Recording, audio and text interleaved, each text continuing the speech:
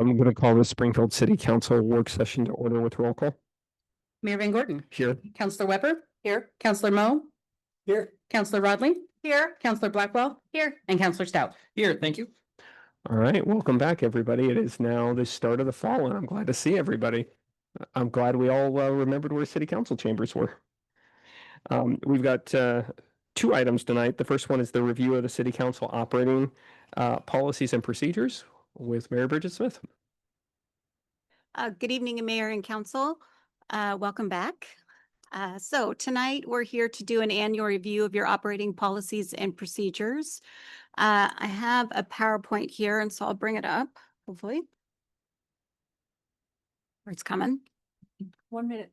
We don't have our screens up. Yeah, we don't have screens yet. No. Hey, look, if this is the only snafu we have on the first day back, Okay, that's fine. we'll be fine. Oh, I need a paper.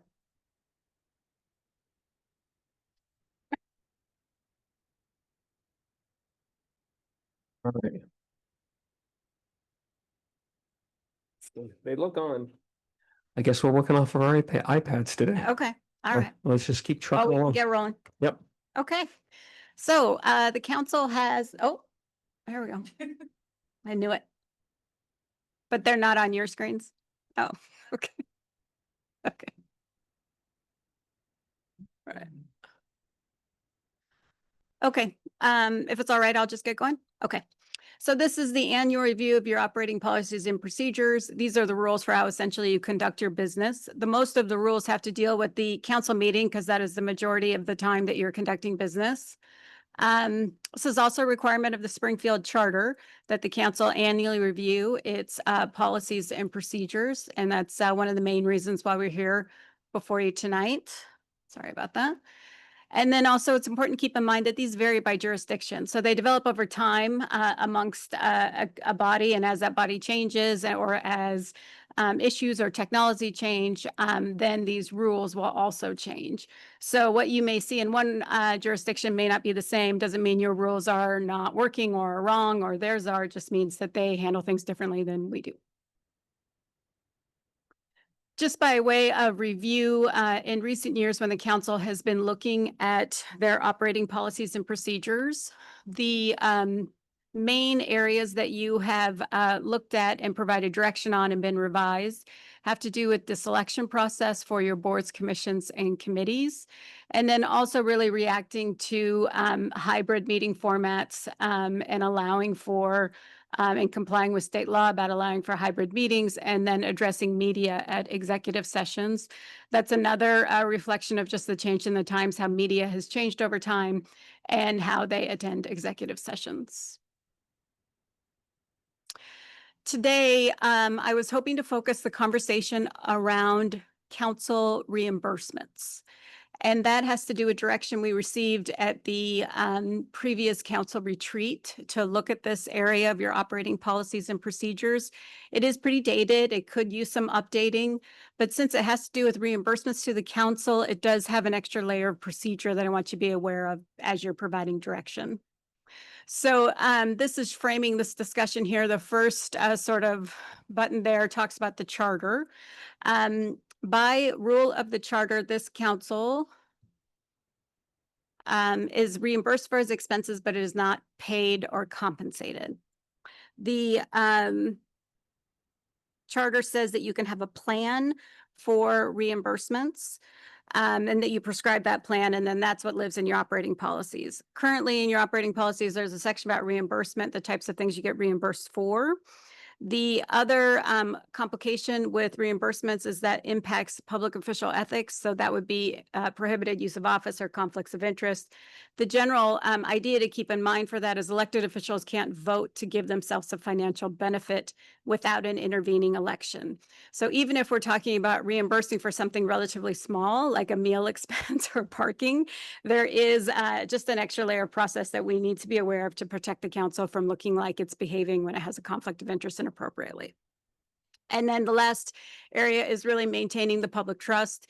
And that's just making sure that the council is getting reimbursed reasonably for its expenses that it does in the scope of its duties, but also doesn't take advantage of the public's trust in those reimbursements. So framing up that conversation, I just wanted to list out, because I'm not sure that, I know when I looked at this, I was like, oh, here's what they get reimbursed for. So, and you can tell this is a little dated as it says you get reimbursed for your long distance telephone calls, but this is, and postage. I'm not sure how much mailing you're doing as a counselor with constituents instead of emails, but you never know. So these are a list of things that you're currently reimbursed for. Some of these are handled as per instance, like for example, like many organizations, we use the IRS mileage for reimbursement for mileage.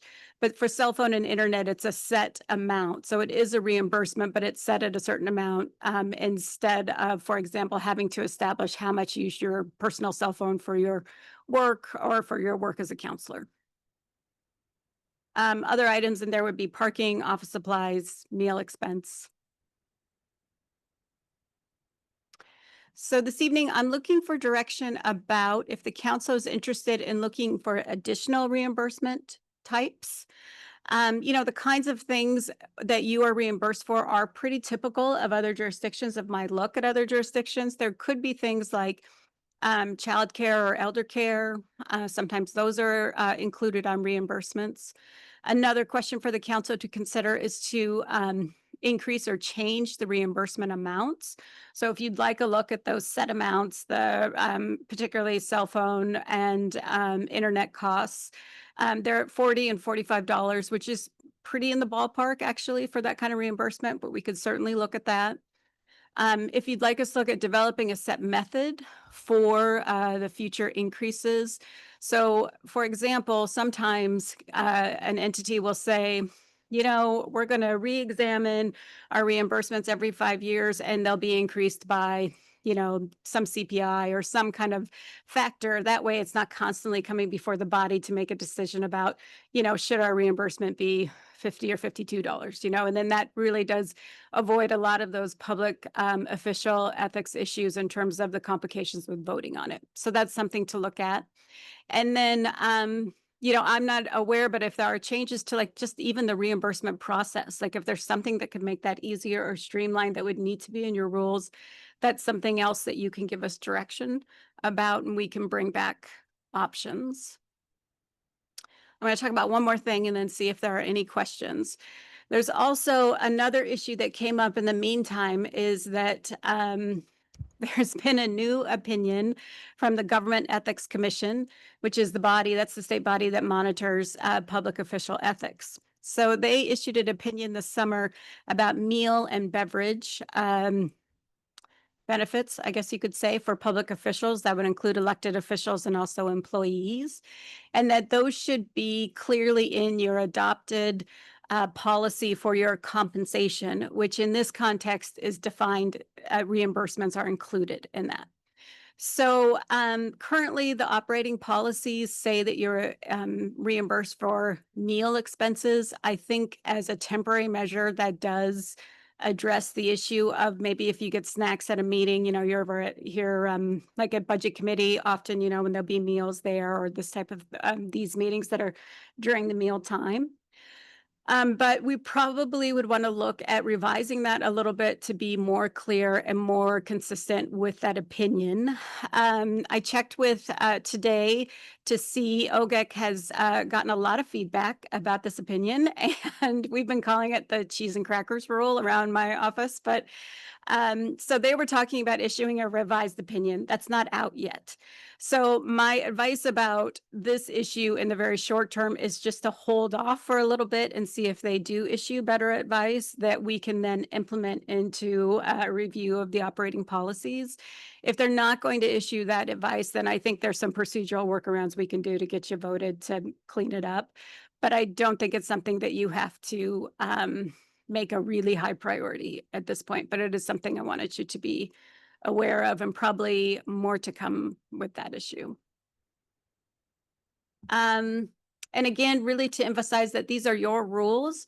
So if there are other topics that you want to talk about or things that you're wondering why they're not included or shouldn't be included, please let me know. I'm going to bring this back to you for approval on October 6th. So you vote by vote with a resolution to approve your rules. So we have a record of it.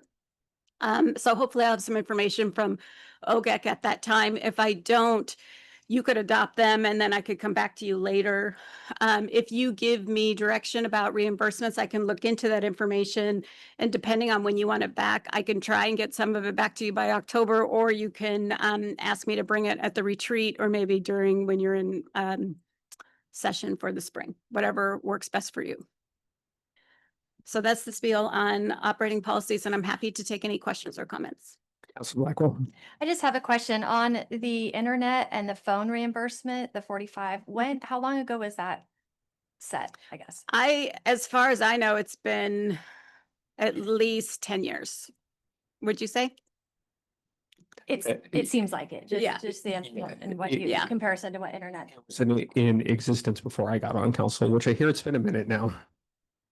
So we can certainly look at that and get you some more updated information. Sometimes the league does a survey. They do it in 2020 to see what other jurisdictions do for that. Councilor Rodley. Thank you. I really like the suggestion around developing a set method for future increases. Okay. I think, because in just my short time on council, what is this, my 5th year maybe? It just keeps coming up. Yes. It's like, we need to revisit it and people talk about it in different ways. And even if we don't make any major changes, it would be great to gift Okay. whoever future counselors and councils are with some sort of a process by which they're getting cost of living or just that we sort of hash that part out, because we might not get to any major changes, but having a process would be great. A process that would be like more automatic than having to come before you and say, Yeah. here are the 7 things. Okay. Yeah, Perfect. thank you. Okay. Councilor Stout. We're really talking about reimbursement as opposed to actual compensation, because that's the whole line. Just refresh me, what would be necessary to actually change compensation? We'd have to revisit the whole city charter, is that correct? That's correct. And that would take more than just a resolution by council, that would take, A vote of the public. okay, thank you. Mhm. Perfect. All right. I think this is a really, really good start. When I look at stuff like long distance phone calls, right? Like I am very open to you modernizing Okay. and taking out extraneous items to make it as simple as possible. I do support us having kind of an automatic adjustment. I don't know what the actual city administrative policy is, right? Because I'm sure we provide reimbursement. Like, so even if we tied to, mirror the city administration policy, that would frankly be fine with me. Okay. The mileage portion, I would be open to an alternative process to doing that, right? Because and I don't know what the right path would be. We may have the right process right now, but the path that we spend a lot of administrative time between the council and the city staff having to turn in, mileage sheets to go, that Yep. go to the same 5 places. People are going to be shocked to learn I drive down to City Hall a lot. Mhm. Yeah. So if there's a simpler way to do that, I think that would make sense as well. But just generally, I think just simplicity would, from an administrative perspective, would help everybody. And then I think I'm open to you researching the childcare and elder care thing. I don't know that that's going to impact anybody on council, but like if you think about where we leave these as a start to, it may impact somebody else in the future, and at least having that information that if it's plausible, if you will, would help us make a kind of a long-term strategic conversation. And I guess I just had one other comment about the OGEC, the cheese and cracker rule. Yeah. I'm glad they're weighing in on the issues of our time. Yes. I think when we think about the new opinion coming down, and I don't know how much adjustment they're going to make. Right. Honestly, it is important to me to protect, citizens and the staff that are that are showing up for things like budget and those long evenings, right? Like if it takes you an extra minute to get our end of it cleaned up, we'll be okay, Mhm. right? But like when we've got citizen volunteers coming in here, you know, for long nights, like Yeah. we, it's okay to feed them. Okay. Yes. I So think so that too. when I think about the priorities that way, and then I think the last kind of comment about, you know, the OGEC conversation is I would be interested in hearing from the you know, our lobbyist about maybe the right way to do is to have some feedback, you know, so some feedback or public comment about as they're because they're going through a new administrative rule, you know, process, right? It's just asking them to get a little bit more strategic, right, as they go through, like as they go through this, because if they approach other issues the same way they're approaching this particular issue, it's going to create a lot of work for everybody. Yeah. Okay. That's And good feedback. and I don't know, yeah, like something about the law change, I'm not 100% sure what it is, but if we just kind of help them get up and think, you know, at that 90,000 foot level, I think that would help everybody. Okay. Can I ask a follow-up question? So in terms of timing, I could bring the operating policies back to you in October, kind of as is, to say, do you want to approve them for now, just in terms of your annual review, find out more information, and then find a time on your calendar, probably, I'm guessing in the winter, just looking at how the fall's shaping up, for how we can look at reimbursements a little bit differently. We might have more information from OGEC then anyway, and it just might be a cleaner time to revise. Does that work? That would work for me. Okay. That gets us through the requirement. We'll have adopted them this calendar year. Okay. Yes. Yes, Yeah, that's what I'm thinking. I think that would work. Is Yeah. that okay? Okay. Okay, and just so I'm clear, look at internet and cell phone amounts. Curiosity about a more automatic process to address reimbursements on a regular schedule. Simplify mileage. See about city administrative policy, if that can be a way to approach this. Look at mileage differently, particularly for local mileage, because counselors are driving to the same places kind of Yeah. all the time. Research childcare and elder care, and then be thinking about our volunteer citizens when they come in and help us for things that they don't get sideways with the Ethics Commission kind of unknowingly. Yeah. Okay. I know it's a lot of changes. Some year it seems like we go years where it's just like, nope, looks fine. Yeah, yeah. And we're just in that time. So Yeah. I appreciate the work. I think so. Okay, great. I Very think good. I have what I need. Thank you. All right. Are you ready for the to talk about your item, Nate?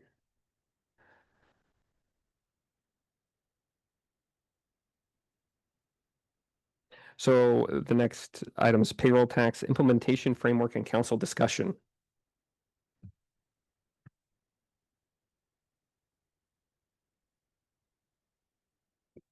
Would it be helpful for us to wait a minute to see if we can get these screens working, or do you Yeah, want we to just can- move in? No, I think we can, we're doing good on time, so we can give them a couple of minutes.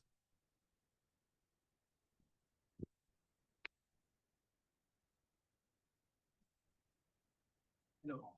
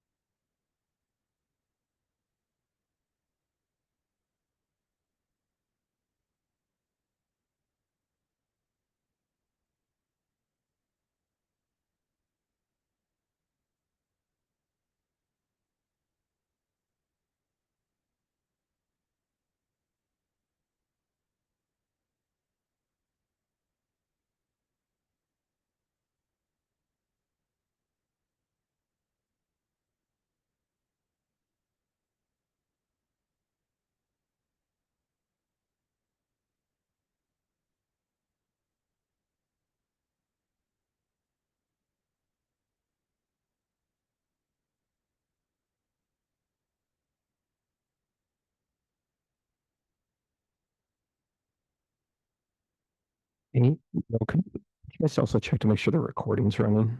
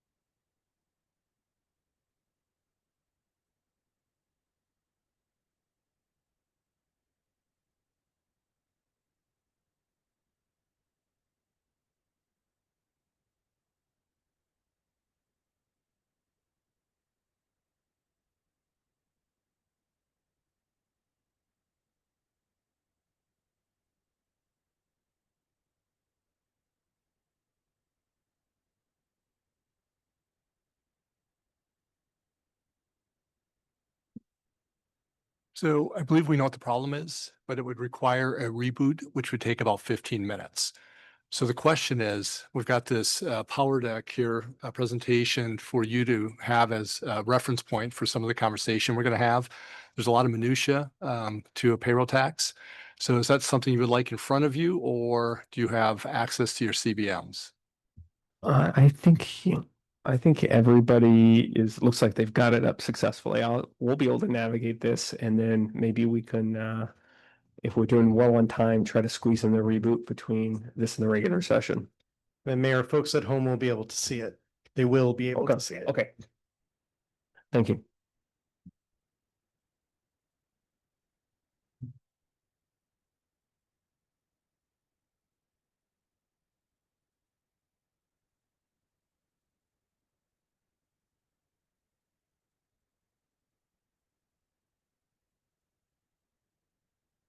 All right. Good evening, Mayor and Council. So just to provide a little background about tonight's discussion, back in work session on May 19th, you received the Springfield Fiscal Stability Task Force final report. That final report had 9 recommendations from the task force. That conversation continued into a work session on June 30th. And in that work session, you recommended that we bring forward a couple of those items for a future conversation in the fall. Tonight, we're going to talk about one of those recommendations, which is a payroll tax. And I want to say that there's a lot of parts to implementing a payroll tax. So we're going to throw a lot at you this evening. And our hope is not to solve everything, but to start narrowing it down so that we have a structure that we can kind of start working with to get tighter estimates with. So from that task force recommendation, the task force recommended that a payroll tax be evenly shared between employers and employees, that it be simple to understand and administer, applied without tiered rates or exemptions, and paired with guardrails to ensure transparency and protect taxpayers. So that's the context for the evening as we consider these questions.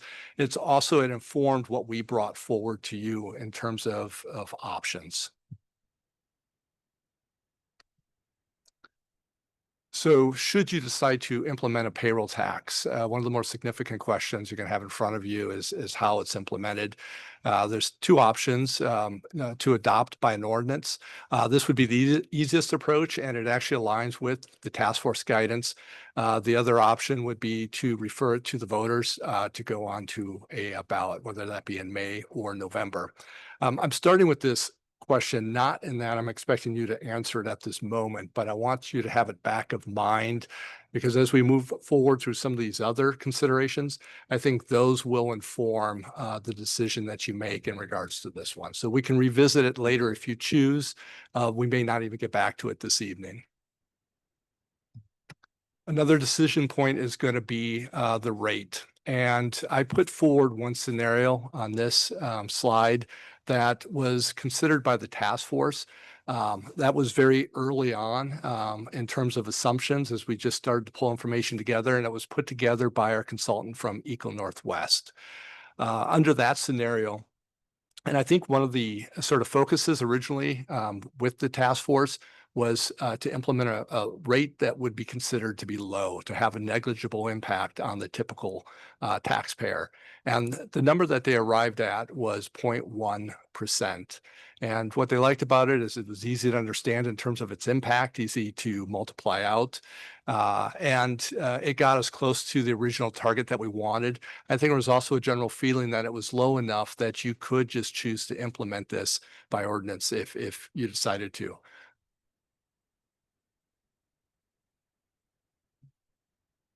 Yes, and you're getting a little bit ahead of me, but that's going to be both employer and employee. So the original target that the task force was working on was in addressing our structural deficit was $4.5 million.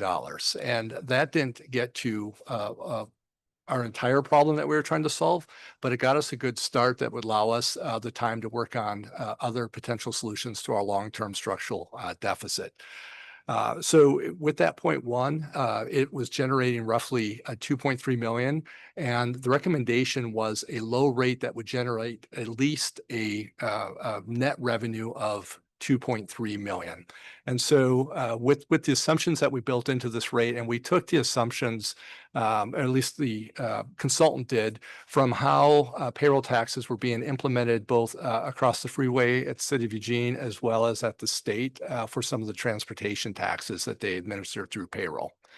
That included what are called Section 125 deductions, pre-tax deductions. We estimated those to be around 15%. So our consideration tonight, some of these assumptions, there's really not a lot that we can influence on them. The 4.1% wage growth, that is what has been the average wage growth from the Department of Revenue over the last 10 years. The administration costs, and I'm going to talk a little bit more about administration in a later work session, but that would be in-house, and we estimated that to be around $600,000. And then 75% initial compliance, and this aligns with both the state and the City of Eugene in terms of what they experience in the first year rollout. What we consider to be full compliance is around 90%. And so if based on that 0.1 rate implemented with these assumptions at full compliance, we'd be looking at an additional $500,000. And that, so we'll grow in, even though the target originally was a net revenue of 2.3 million, with compliance, we'll slowly grow into what is our full recognizable net revenue. So with that, I'm going to pause and open it up to questions on the rate. Do people have questions about the rate? Counselor Stout. Mostly the administrative costs. Can you explain why those, to me, it seems high, but can you just walk me through those? Yeah. So for the administrative costs, we reached out to both the state and to the City of Eugene to get their experience. And we also, started conversations on the possibility of them administering this for us, thinking that there could be economies of scale. Under both entities, if they were to administer, their costs actually were coming in higher in terms of what their original estimates would be. So the 600,000 is actually cheaper than what we might experience if we had a third party administer it. That includes the software, and that, from Eugene's experience, has been roughly around $250,000 annually. Yeah, and that makes up a good portion of that. And then we also factored in 1.5 FTE, and we think that that would be, in a typical Springfield fashion, scrappy yet doable. Councilor Blackwell. Thank you, Counselor Stout, for that question, because that was a question that I had on here. I was curious. When I read through the document, it mentioned that possibly farming it out to Eugene or Oregon Department of Revenue, and I was wondering how long. So it sounds like that came in later as more expensive, because I didn't see that in what I read before. Because I was wondering how long it was going to take to get this up and running with either scenario, and if we were spending 600,000 to implement it here, why would we then farm it out later, like an interim? And, early on, again, this information has, and we've been working on this since the June 30th work session. And so we continue to get better information. I didn't include the estimates from the City of Eugene and the state of Oregon in both situations. They asked that these are informal estimates. Please don't quote us. And then again, I kind of came under the assumption that, well, they're already doing this. If they put us kind of on top, they're going to have efficiencies and economy of scale. And so I was surprised myself. And so when we kind of looked at it in-house, and I think one other thing I should add, even if we chose to go with a third party, neither of them would be able to meet a timeline that we're looking at that we need for us to be able to address our structural deficit. So we'd be looking at an implementation of FY28 best case scenario, but possibly later. And so even if we chose a third party, we may need to, if we want to meet that implementation timeline that would really address the deficit, we would have to do an in-house preliminary. So then that got us into, okay, let's create an in-house structure and estimate the cost of that. And we found that, wow, it might be able to be done cheaper if we do it in-house, in which case we might keep it in-house. And was that an annual cost? That would be an annual cost, and it would grow with inflation. Go ahead, Steve. this will apply to businesses within the city limits, of course. What about the urban growth boundary? So this is subjectivity, which is who pays, and that's going to be another one of the decision points for you. What we're looking at in terms of the easiest to administer that makes most sense is within the boundaries of Springfield, city limits. Not the urban growth, okay. Well, It's we just- don't have, and I would look to legal, but we don't have a jurisdiction over that area. I mean, we could only impose this within our own city limits. We should, never mind. Councilor Rodley. Thank you. I like the way you're thinking. Since I know we've gone beyond the tax rate and we're talking about the how. So when you are anticipating those administration costs, one of the questions that I've had, is there any technical assistance for the businesses? And maybe businesses are savvy, but this is for, some of them are small and maybe have never done this before. And so I'm wondering, how do we support them, which will help to increase our compliance, which you mentioned on there. So I'm wondering, do we have a plan for that? We have a plan. I'm trying to avoid getting too deep into the weeds, and that FTE would be layered in as we implement it. But part of the administrative cost is going to be education, and that's not just a one and done. It is an ongoing thing. Other questions? I think we're ready to keep, I don't know, going down the rabbit hole, forward, whatever metaphor you choose. Yes, and again, I really want to lay out as much information as possible, and then we can come back and revisit things where you want to start making decisions. All right, so another recommendation from the task force regarding a payroll tax is that it would have guardrails to ensure accountability and public trust. We put forward 5 potential guardrails, and I think these came from just research on other payroll taxes, as well as really any type of revenue in general, where you wanted some sort of guardrail or limitation. Annual reporting, I think this one is pretty straightforward. Stakeholder input, that would be convening an advisory group periodically to review the effectiveness and evaluate any proposed changes. Rate increases, placing limits on how and when rates can be adjusted, use of restrictions on the use of the revenues, and then finally a charter restriction. On the charter restriction, this would require significant staff time and resources. We do not recommend putting it into the charter, but that is something that we have seen in other jurisdictions. Okay. Are there questions or comments about this? So, I think I'll start just by commenting about the annual reporting, right? And we've done this pretty successfully with the road bond, where we issue an annual report. And what I found is that long term, it has helped explain what's going on to the public, by having and I don't think those reports are even very long, 2 to 4 pages that say, hey, there was a fund, we did X with it, here's some facts about it, will go a long way to maintaining trust and transparency with the public. Go ahead, Councilor Rodley.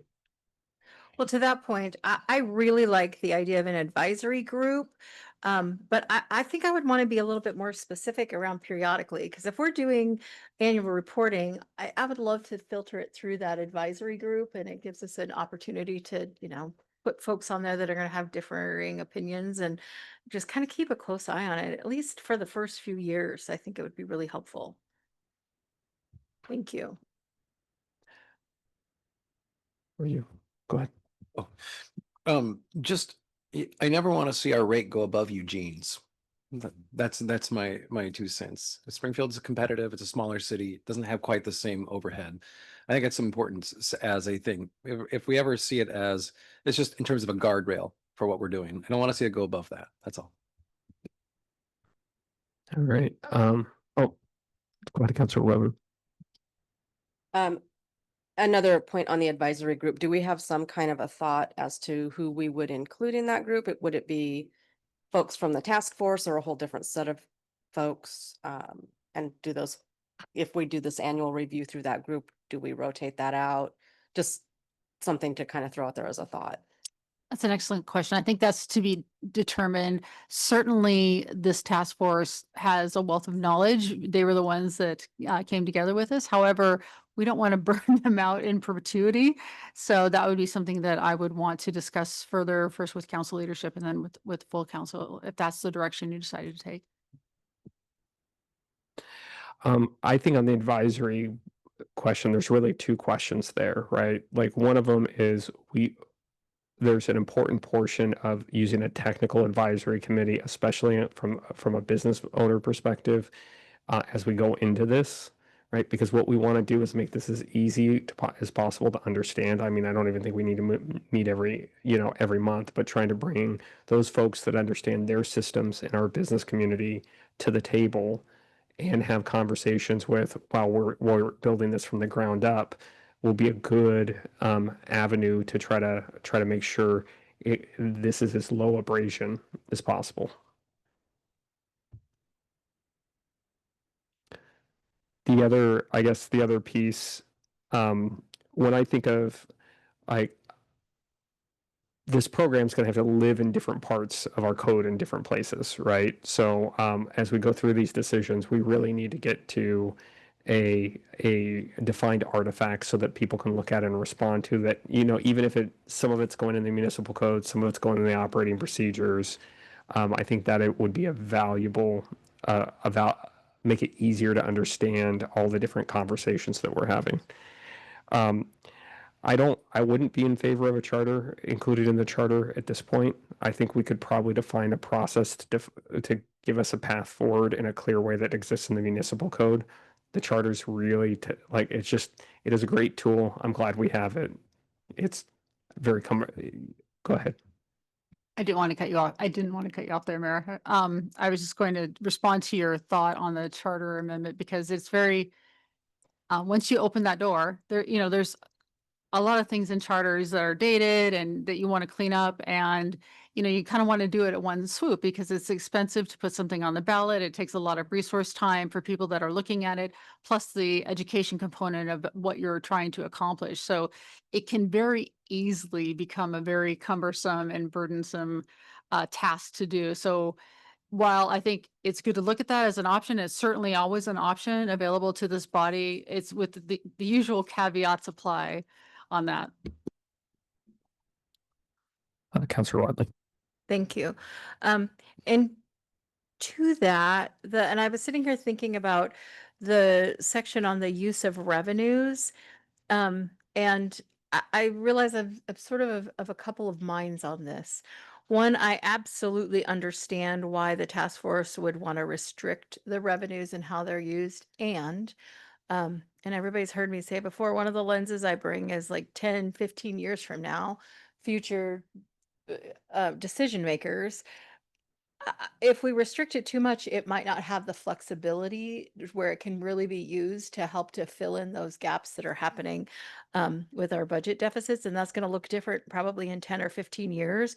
So I think what I want is just more conversation around that. I'm not solid in either way because I understand both things. And I think we need a bit of flexibility because we don't know what's going to come down the way. And I could see if we say, okay, we really want to restrict it from a few specific things that might be well funded in other ways, but also to provide some room for us to grow and not have to. I mean, the downside, now I'm rambling, but the downside is if we're to restrict it too much, then we're gonna have to come back in other ways and try to look for revenue in other ways, as opposed to having a little flexibility in one way, as opposed to like, we're going to tax you in 17 different ways. So that's just, I want to have more conversation. Thank you. Anybody else? Nate, do you have more content to get into before we just, get totally off the rails here? We have Well, opinions. I do. And I think, you mentioned the advisory group, and I think, Mayor, you kind of split it into two advisory groups. I think there's kind of talk about this idea of after it's in place, an advisory group that comes together periodically. And, we can talk about, different timeframes for that. But I think also just engaging the business community, and that's on the front end. And I think a lot of the conversation that we're having, they will have a lot of input on that. So, I think one of the things that I'm going to want from this evening is continue to move forward with this, and maybe that, if we can get to a little more structure I'll have something to engage the business community with. And so where I go with that is back to the rate.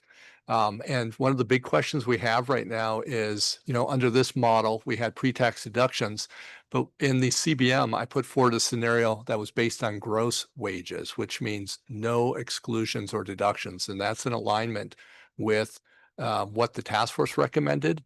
And I think another thing that it also aligns with, and I think was a top concern from folks, is just fairness as well.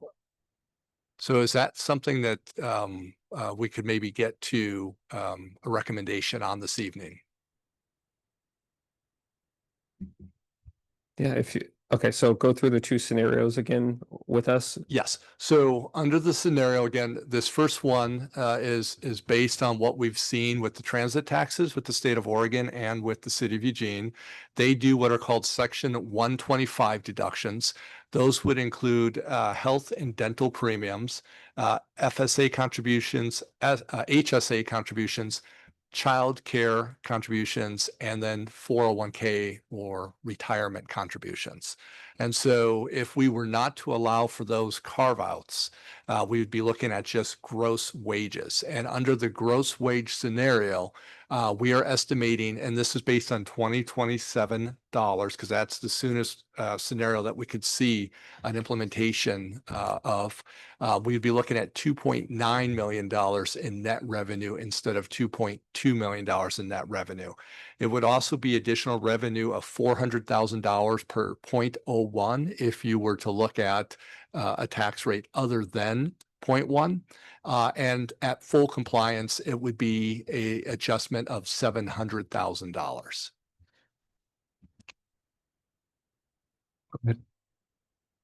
I have opinions. And I think my opinions would be different depending on different economies and different times. At this point, just thinking about those carve-outs that you talked about that are that affect the livability of working folks.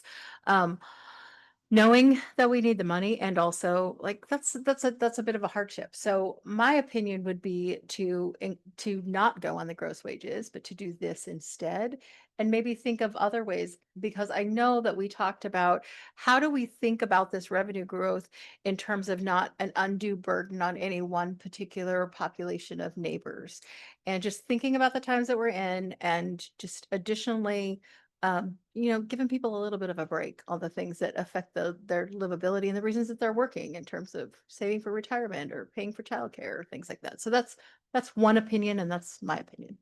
Thank you. All right. Anybody else? Go ahead. I have a slightly different thought process there. I think if we're keeping the rate this low, that on gross wages, I don't think the amount is that significant. And I don't mean significant in the way that it doesn't impact people, but I just mean like dollar amount difference. I don't think it's probably a, big one. It might be interesting to kind of know what that difference would be, just so we have that information. But I'm okay with this at the lowest rate that we're using, so. Go ahead, Nancy. I want to make sure that I word this carefully, because I don't want to overpromise and underdeliver in this situation. But we could look to see if we could make an analysis about the type of people that would be more likely, the taxpayer rate that would be more likely to take these deductions. And I'm not an accountant and I don't do tax law, but generally speaking, when people have the ability to itemize at that level, they tend to be higher income people. So you could make an argument that they would be contributing more at a flat, just gross, without doing carve outs. And those that don't have the ability to itemize on their tax form, it's basically the same for everybody, right? So regardless of what your wage is, you're at that 0.1%, which is, a penny on the dollar. All right. Anybody? Go ahead, Councilor Stout. If we do the carve outs, is that a higher administrative burden or is it neutral? It's hard to answer that question. What I can say is part of the challenge we're going to have is just education, understanding, and acceptance on this. This is where things went sideways for our neighbor is, they wanted, I'm Council Rodley too. I'm still trying to understand kind of, I want to meet your goal. But you typically lower wage earners don't have the opportunity really to set money aside. And it is typically higher wage earners that are taking full advantage of these Section 125 plans. And so I think in Eugene, they created carve outs for lower wage earners with tiered rates. And so how we, in trying to get at that simplicity to administer and understand is when we said no exclusions, we're not, because then you start getting into, well, this group wants this and this group wants that. It can just snowball. We thought, let's just make it kind of fair, straight across the board for everyone. Everyone proportionally uses city services. We're kind of at that lowest level of government where we all benefit from streets and public safety and sewer, and we all kind of consume them in the same way. This idea of a flat rate to everyone without it, it got to that sort of easiest to communicate and understand. So fairness was definitely a lens of the task force, and that's, I think, how they arrived at that no carve outs. Councilor Stone. Thank you. I just wanted, I appreciate what you were sharing of that. I would tend to be on that kind of flat tax position. And I think I would also reiterate what the mayor said about the easiest that this is possibly can be for the small business is going to make all the difference in the world. Because we do have some major employers, they're going to be quick, but it's all those little guys. It's the 80% that's not as sophisticated with that. And as owning and operating a small business, every time there's a new tax or change or anything else, if it doesn't automatically come from Intuit, oh my goodness, I'm about to scream. The CAT tax, for example, the corporate activities tax that Oregon put out, there was zero direction, zero. And it took us about 1.5 years before we could actually figure it out. And until the end of the year, we don't know what we're paying. So just having it really easy to calculate so that I know what I'm going to end up paying is way easier because clarity is kind at every step of the way on this one. And so those are my 2 cents. Thanks. Councilor Mo.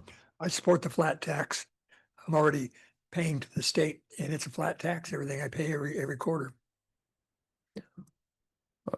So I think what we do, unless anybody else wants to get in here, is you start with the gross wages, right? And let's do a little, like, once we have that as far as an estimate, do a little bit of stress testing and ask some of these questions, right? Because we're trying to find this sweet spot of we need it to be as simple as possible for folks, easy to administer. But we also do want to logic check our work as we go through this, and we're a long way from the finish line. So summarizing, can we continue looking at a 0.1 rate with no carve outs or exclusions and start modeling and communicating that to our constituency? I don't think we've had the conversation about the rate yet. Okay. We're about to dive into that. I think what I'm hearing people say is that start communicating simplicity, starting with gross wages with no carve outs, and is a way to try to get feedback. There's going to be something here that we don't fully understand, that communication back and forth is going to help flesh out, and that's where the time that we have between now and implementation really pays out. I think so. Now I think we dive into this question about rates, right? So now I think the question you're having is, do you go talk to people more specifically about a 0.1% rate? That's what started with from the task force, right? But you need direction to go, okay, this is kind of where we're thinking. All right. Are you guys ready to talk about rates? Okay. Don't all dive in. So it's 0.1% gets us how much does 0.1% bring us in? In 2027, if we were to implement it in that calendar year, we're estimating $2.9 million. There's still a lot of assumptions in there that we've got to dial in, but we're looking at about $2.9 million. Okay, I will start with one comment and give people a chance to sort of dive in. There's a couple of employers in town that are heavy telecommuters, and understanding how our rules would impact them right, could potentially impact what, what the revenue estimate would be. Because once we learn more, right, we'll get smarter about that. Okay. Go ahead, Councilor Blackwell. I personally like the 0.1. I agree with the task force at keeping it very simple, an easy number to figure out, for business owners. I like that idea. I'm nervous to, I guess, start it too high with the same thought of we don't want to start somewhere and then have to change it anytime soon. So I'm just curious of what other numbers we're thinking, and also keeping it lower than our neighbors across the river, I think is really important as well for businesses. I support the 0.1. Okay. Okay, Councilor Stout. I support the 0.1, but I do so cautiously only because I know we have two big things we have to figure out, and one way or another, the fire department and the library. And so it's a good starting spot, but I want to be really cautious about not, cutting it off our nose to spite our face. If we're going to be looking at some of these big things that may come up, because it's really important to me that we have a sustainable long-term plan for this. So, but generally, I think 0.1 is a good place to have the conversation start. Go ahead, Ken. I also support the 0.1%, and I have concerns about, 5 years from now, is that 0.1% really going to get us where we need to be as things continually change on us year after year? So to me, I think it's important that we consider build in a flexibility to allow us, we have the annual review or whatever that is, but that needs to somehow include some sort of an opportunity to do a potential rate increase if we see things, down the road that are going to cause us to be behind or chasing our tails. Go ahead, Councilor Rodley. I think I really appreciate what Counselor Blackwell says, because I think it's, we have 0.1 in front of us. So it's easy to be like 0.1 sounds great. And I still have concerns about how this is going to impact folks from different revenue levels. Just saying that, because it's just a thing that I think about. I think that just keeping that in mind. And I also hear, is it going to be enough? So I think we need to sit in it a little bit. Like, I'm totally fine with going forward because the majority wants to look at 1%, but I just think we need to just dig in a little bit more to just be like, how is that going to impact businesses, right? And how is that going to impact individuals, particularly folks who are lower wage earners? Because, $50 a year is a bigger impact if you make $20,000 a year than if you make 120. So I have some concerns about that, and I'm totally hear the simplicity, but I want us to make sure we get it as right as possible the first time so that we can build on it and we don't have to wiggle around and come back. Okay, so I think this is a really good conversation. This is the detail we needed. So when we say a rate, really you're going to take that and use that to do some modeling about and solicit feedback about. Really, it's sort of penciling in a rate where, right, like, so, and then we'll get a chance to sort of ink in a rate, after we get additional feedback. Is that fair? Go ahead. Yes, Mayor, I think that this is our ability to be able to communicate to our community. How will this affect me personally? And we'll be able to demonstrate that. That's, because until we are able to answer that question, it's all just speculation at that point. So I do appreciate that. I'm taking in your comments. Nathan and I are both doing so, and we will compare our notes. But just one thing I did want to highlight upon is Councilor Stout's comment about, we still have, this doesn't get us there, right? We still have some unanswered questions with some core functions in our city.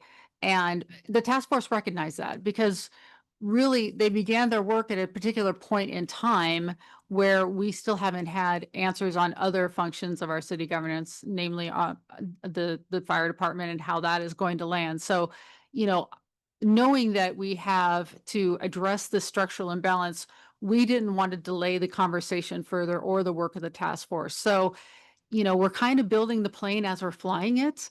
And so I appreciate that the council is willing to have difficult conversations and being frank about, we don't know if this is exactly right, but we want to put measures in place where we're coming back to the community and checking in with you and saying, here's where we are, here's what this is doing, and here's where it's going. So I think my next question and is to the council, if does your opinion about the rate change if we sort of walked into this thing and said, like, thought about it like segments, right? Like that we wanted to keep the program the same for at least say 3 years and then come back and have a community conversation about it. Does that, because I like one of the things I think we need to do for the community is get really like whatever it is, kind of commit to it for a little while to run it.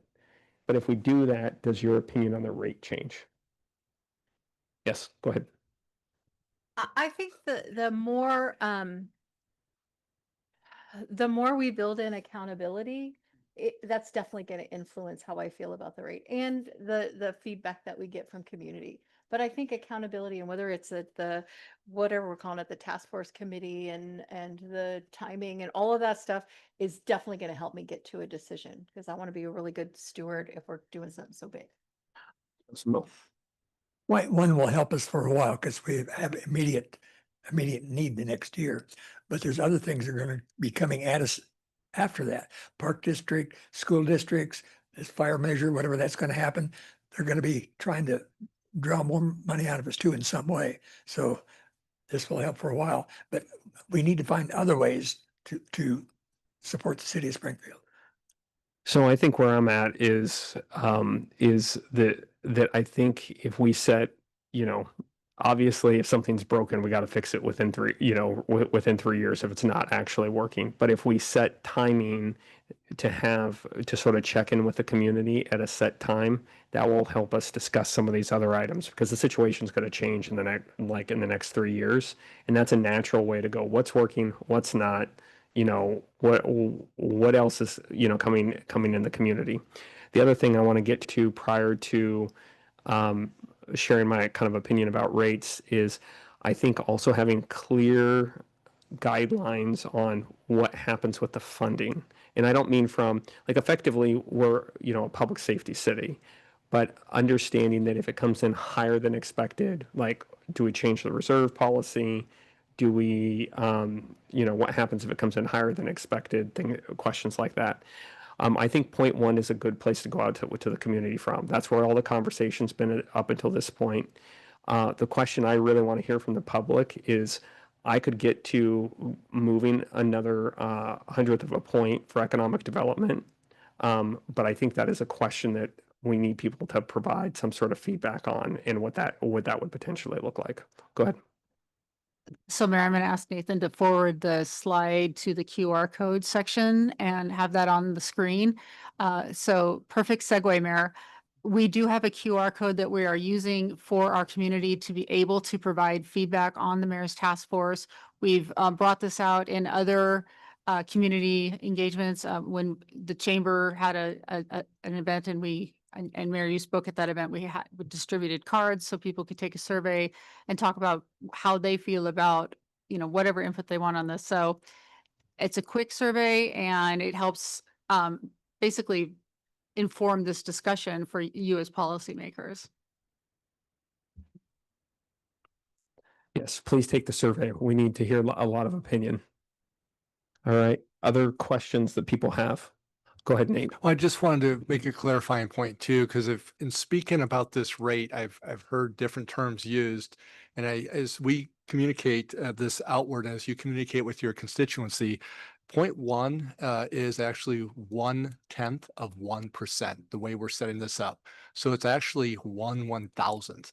When we get to the 0.01, we're looking at 1/10,000th. And I just want to give you that scale of what we're talking about here, because it can get confusing in the way people typically look at percentages and the way we're speaking about this.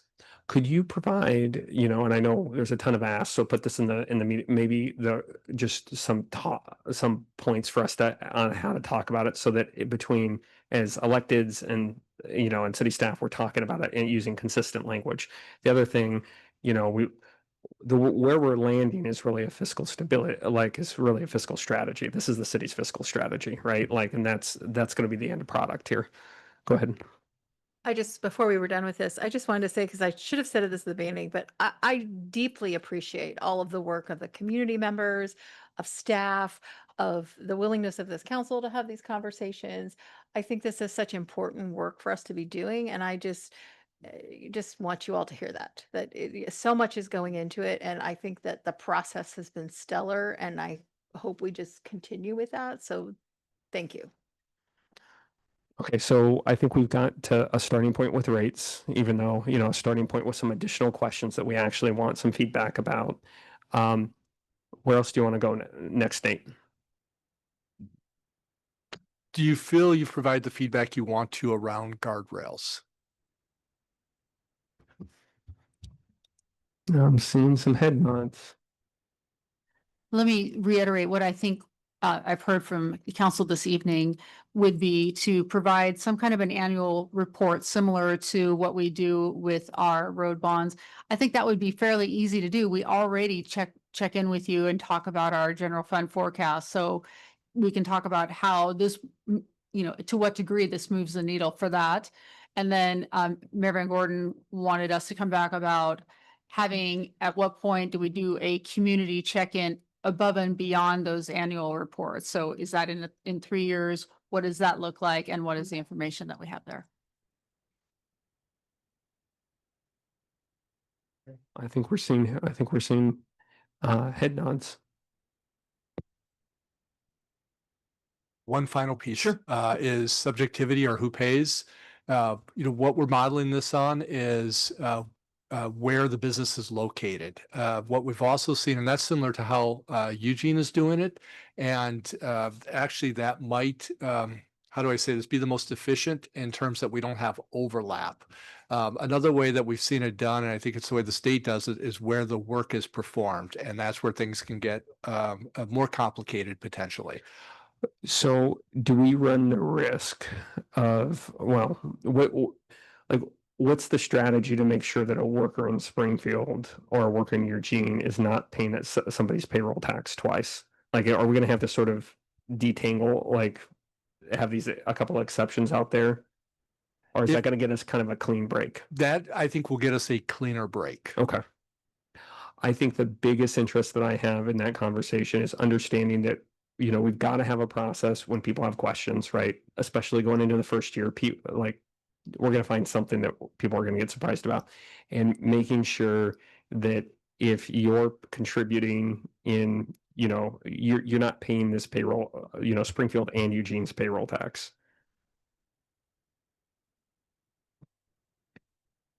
Okay, and I think the last question is really the very first question, and I just want to revisit in that, you know, how it's implemented. I think we have good information to start kind of moving this information out into the community and engaging the business community.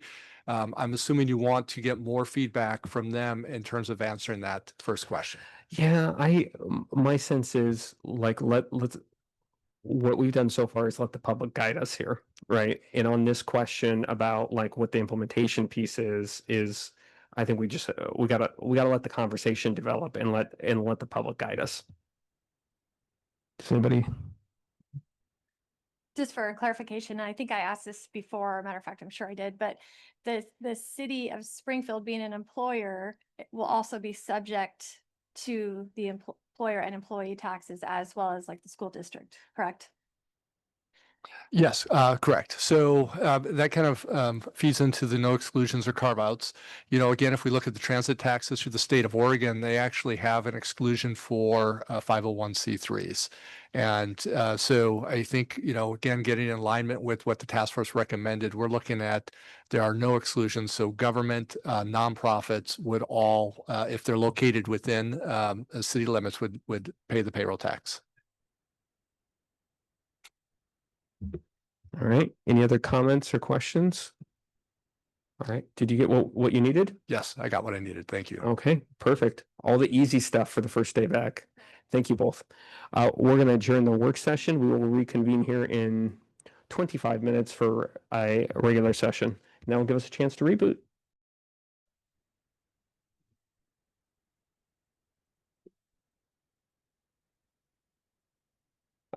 The Springfield City Council regular session to order with roll call. Mayor Van Gordon. Here. Counselor Weber. Here. Counselor Mo. Here. Counselor Rodley. Here. Counselor Blackwell. Here. And Counselor Stout. Here, thank you. Could you please join me for the Pledge of Allegiance?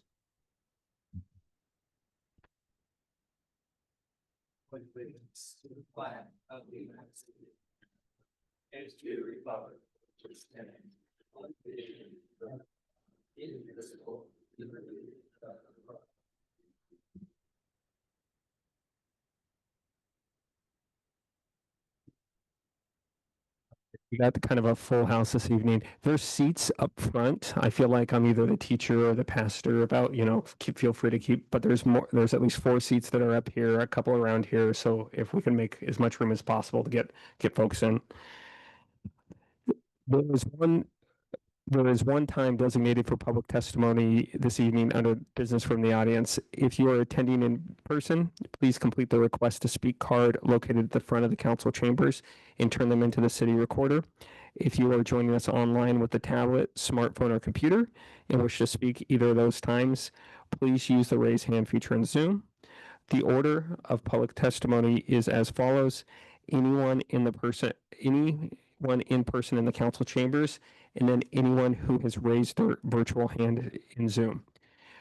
For the folks that are on Zoom, I believe we've probably got 24 folks on Zoom. If you're interested in public and testifying in front of council during business from the audience, please raise your hand. We've got a lot of cards this evening. We're trying to get a little bit organized. It would be very helpful to know if we're going to have folks wanting to testify from online.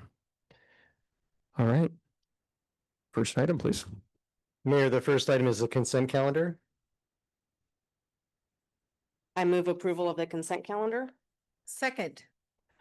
All right, Neil, could you call the vote, please? Yes, Counselor Weber. Yes. Counselor Mo. Yes. Counselor Rodley.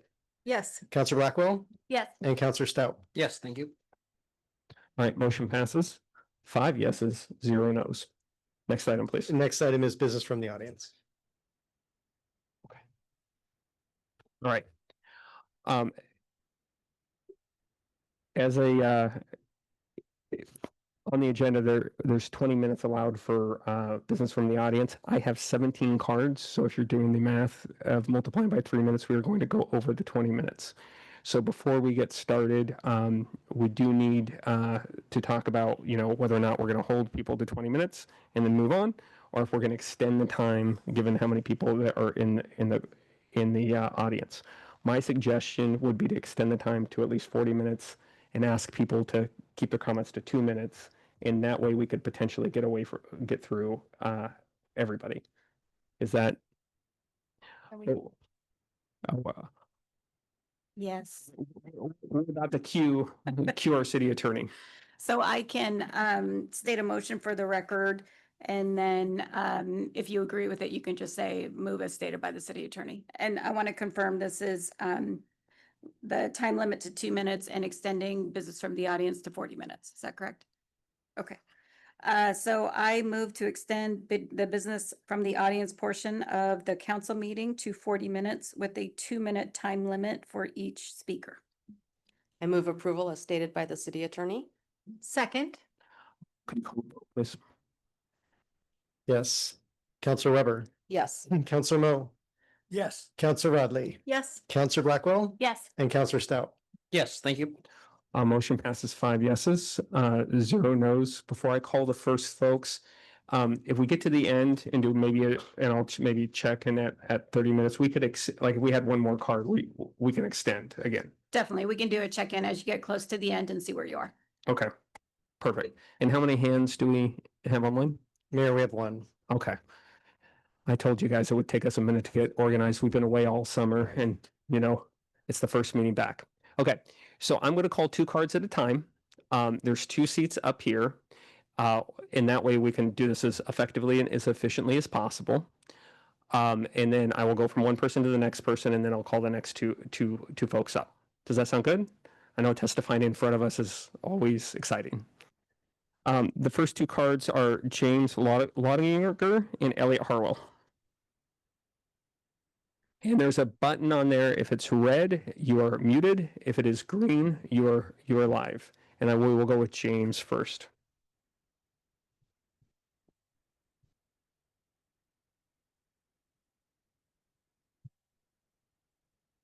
Good evening, Mr. Mayor, City Council members. Urge all of you to attend a showing of PBS's Free for All, the Public Library, an hour-and-a-half presentation of the history of our nation's independence and the critical role libraries played in moving America strongly towards a democratic society. It'll be a free showing at the Wildish on September 18th from 6 to 8 p.m. I found it to be an example of what I feel has been underemphasized in the task force report about the future budget. Specifically missing is the recognition of the your role that you play in only just the financial side of governing Springfield, but importantly, the community building side, and where historically libraries have played a critical role in providing and building a strong democratic society. Atlantic Monthly journalists James and Deborah Fallow's recent book, Our Towns, details a 5-year, 100,000-mile journey across America in their self-piloted small plane, visiting small towns like Springfield. They did visit Bend, I believe, and Redmond, where industry has changed or left, leaving many struggling with economic hardship, job losses, budget issues over the past 2 decades. After landing, James goes to the City Hall and to the Chamber of Commerce to assess the level of revitalization in their economy, and Deborah goes over to assess the town's library. What they found on main streets and in local libraries was a revitalization of community health and spirit. They found libraries filled with books, children's spaces filled with busy programs, maker spaces, librarians helping people seek technology issues, housing issues, all of this with libraries responding to the challenges facing small American towns. And the Fowles write that the most successful small towns with well-funded, maintained libraries had the best chance of their eventual return to success. Broadening your perspectives of Springfield's future is critical. Please broaden your thinking and work to strengthen the library, not to weaken it. Thank you. Elliot? Hello, councilors. My name is Elliot Harwell. I'm from Ward 3. I'm speaking tonight on the proposed library budget cuts.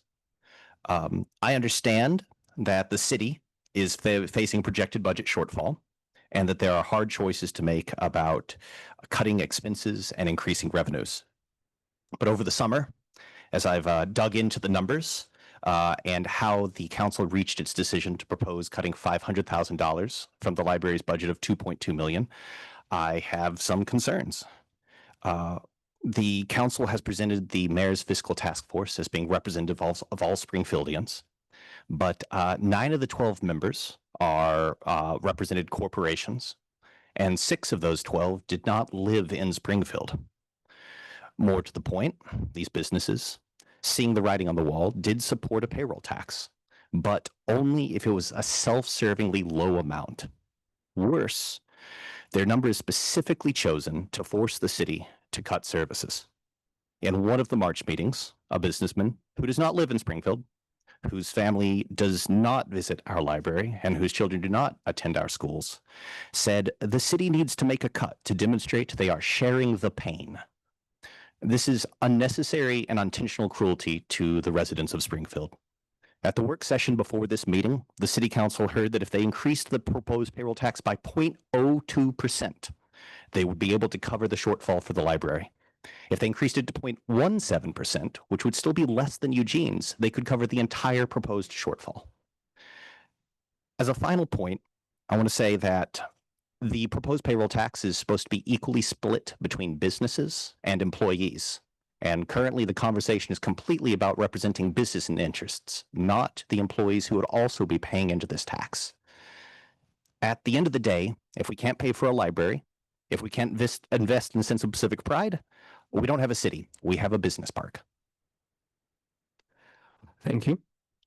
Our next 2 folks are Bob Sheldon and Kai Fireside. And please state your name for the record and your location. If it's in the city of Springfield, state your ward. If you're not from Springfield, just saying that what city you're from would be appropriate.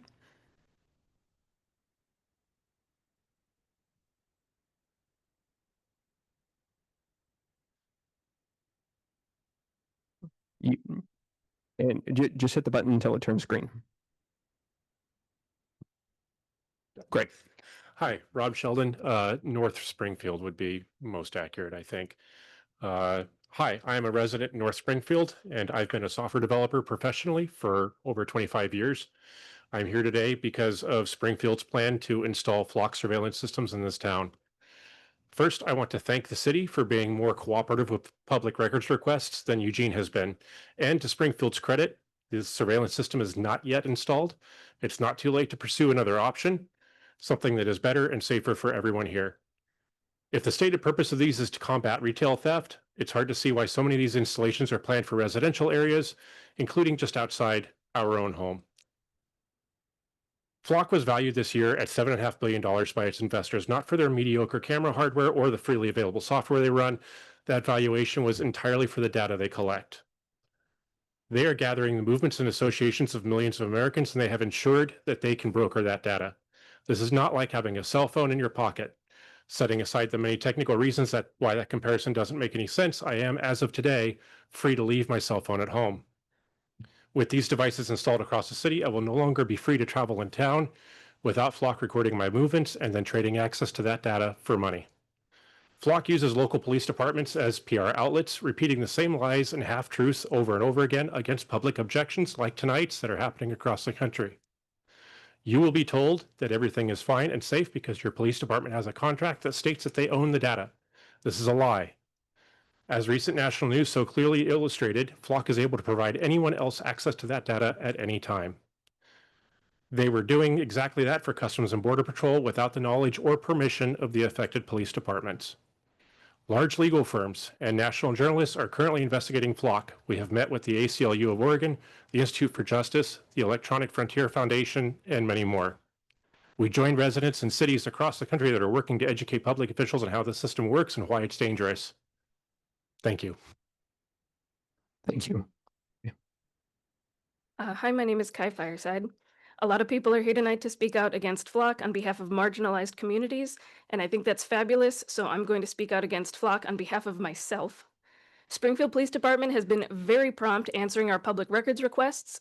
From these, we have received the proposed locations of all of the Flock cameras. This includes 2 of them on the roundabout at the Hayden Bridge and Pioneer Parkway.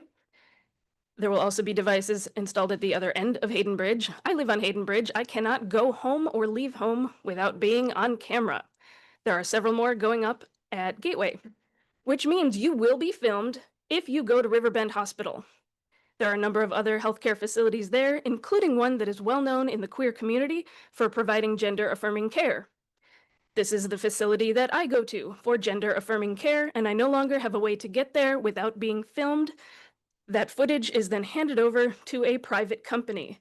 This private company does not need to know when I go see any doctor. It's not just Springfield Police Department and this private company that get access to the footage. Springfield Police Department will be sharing with over 60 other agencies, including many agencies that are outside of Oregon. Agencies in Nevada, North Carolina, Texas, Florida, Tennessee. There's a distinct non-sanctuary state pattern here. There is a red pattern here. These are the kind of people that come after my immigrant father or my queer self. There are a lot of cities that are experiencing lawsuits related to Flock right now, and I'm sure we could find better way to spend Springfield's money than fighting Flock lawsuits. Thank you. Thank you.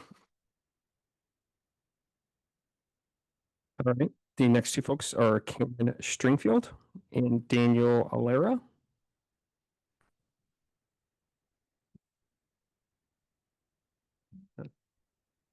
One second. I think we're still waiting on Daniel here. Is Daniel still here? It could be Allred. This won't be the first time I get a last name right. Thank you for your patience. Go ahead. All right. My name is Cameron Stringfield. I'm an organizer with the Party for Socialism and Liberation. I live in Eugene, but I work as a caregiver with a few clients in Springfield. I have to drive around both cities with my clients to get them to the places they need to go. So I'm constantly going back and forth from Eugene to Springfield and passing many Flock cameras while doing so. In Eugene, 57 plus flock cameras have already been installed and are active and rolling. The Eugene Police Department never solicited any public input or governmental oversight before installing the system with our state taxpayer dollars. Neither did the unelected city managers when they decided to approve the contracts for these cameras. So now I am recorded everywhere I go and I can't opt out of it and I get no say in it. I am appalled and disgusted at this move by our local government officials. And as a socialist organizer, very active in protests locally, as well as a transgender woman, this system scares me. While I have been canvassing in neighborhoods of Eugene and Springfield, talking to people from all backgrounds and identities, I can tell you that almost nobody wants this system. This AI-powered mass surveillance system is inherently intrusive and dangerous and unconstitutional, and it is in the public interest to terminate the contract with Flock Safety, which is what I ask you to do. It is entirely okay to admit that mistakes were made and to reverse course and not install this system.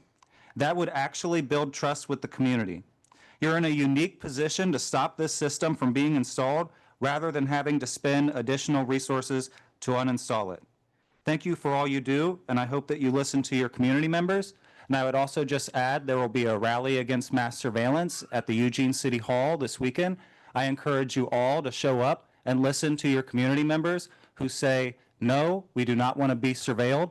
We need services, good education, good health care, and all of that stuff that actually helps to prevent crime, not more corporate mass surveillance from a corporation that doesn't have the same values we do. Thank you. Thank you. Daniel? Good evening, Mayor and City Council. My name is Daniel Allred. I'm the Vice President of the International Association of Firefighters, Local 851. I'm a proud graduate of Springfield High School class of 95. After high school, I joined the U.S. Army and I took an oath there to defend the Constitution against all enemies, foreign and domestic. I later took another oath with the Eugene Springfield Fire Department to protect the citizens of Eugene and Springfield. I take that oath seriously. It guides every decision I make, but it's getting harder and harder to uphold that oath every year. When I look around this room tonight, I see leaders. I see leaders who care about this great city. I see leaders who have learned to make decisions in tough times. Among me are my fellow firefighters here. We are all public servants at our core. We are here tonight because our system is broken and it puts our community at risk. When I started my career with Eugene Springfield Fire, the job looked very different. We would run between 3 to 10 calls in a shift. We had time to go out and study buildings, fire protection systems, and pre-plans. So that way when time came, we could act faster. Now, many of our engines and ambulances run twice as many calls daily. Sometimes I'm left with impossible decisions, like choosing whether to pull the paramedic off the fire engine to upstaff a basic life support ambulance into an advanced life support ambulance. That leaves the community that engine would normally be protecting at risk while going to the hospital. That is not acceptable. Let me be clear, response times are increasing, fires double in size every minute that they're left unchecked. We often have less than 10 minutes to perform our firefighting safety or function before it is unsafe to do so. We have even less time to save someone trapped. This is life and death.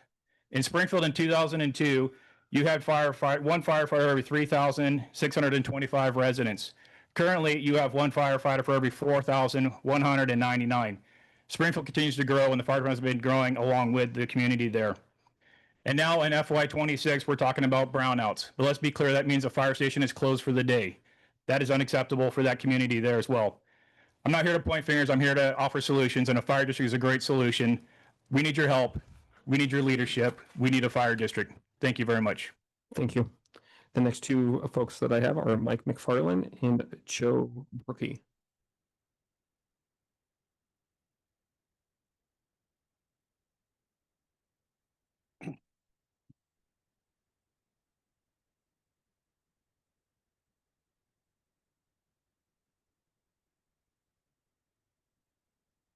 Good evening, Mayor and Council.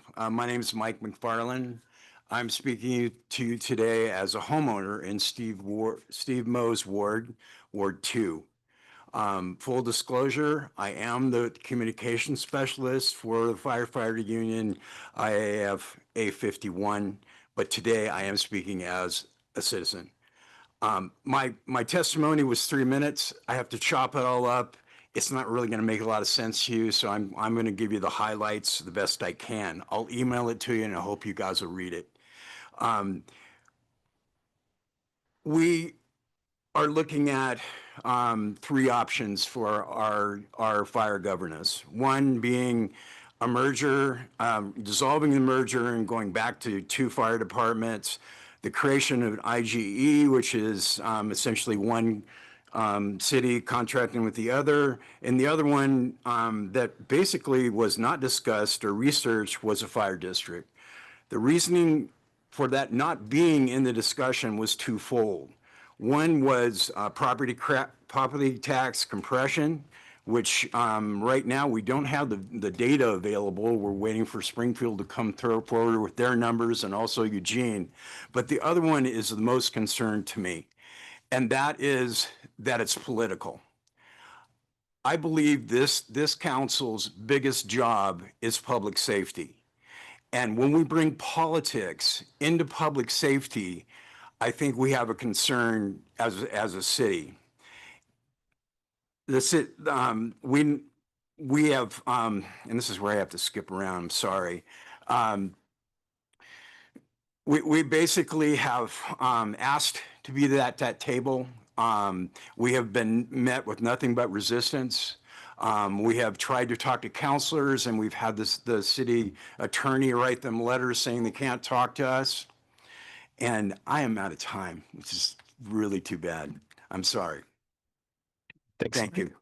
If you send it to us, we will definitely read it. Yeah. Go ahead, Joe. Joe Bricky, Ward 2. Joe Bricky. You gotta hit the button right next until it goes. Perfect. You're on. First time up, very nervous. Joe Bricky, Ward 2, Springfield. I live on First Place off of Pioneer Parkway and Centennial. My parents bought that house in '62, brand new. I now am the homeowner for it. As many of you that have been around Pioneer Parkway and Centennial and see how busy it is and how much traffic that is going through there. And I am going to, the firefighters are here. I was talking to them. What we want is a sound wall, our neighborhood, an 8-foot sound wall running from First Street around Pioneer Parkway. The noise of the sirens, and there are many. These people are very busy, and we are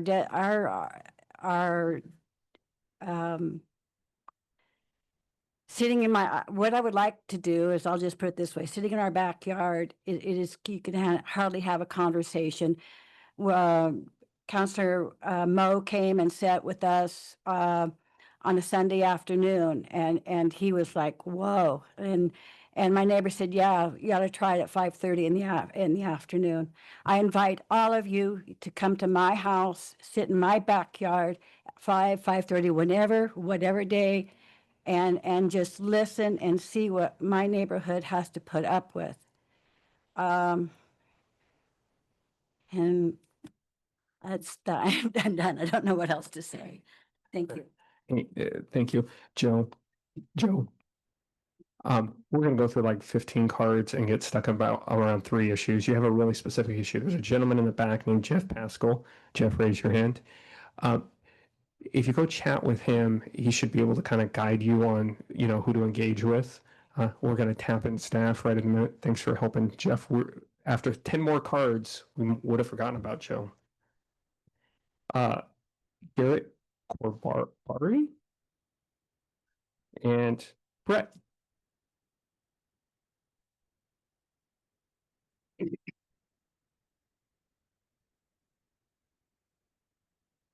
On First Street, yeah. Okay. Before I start, Michelle Weber, I'm in your ward, Ward 1, 2881 5th Street, Springfield, happy homeowner there.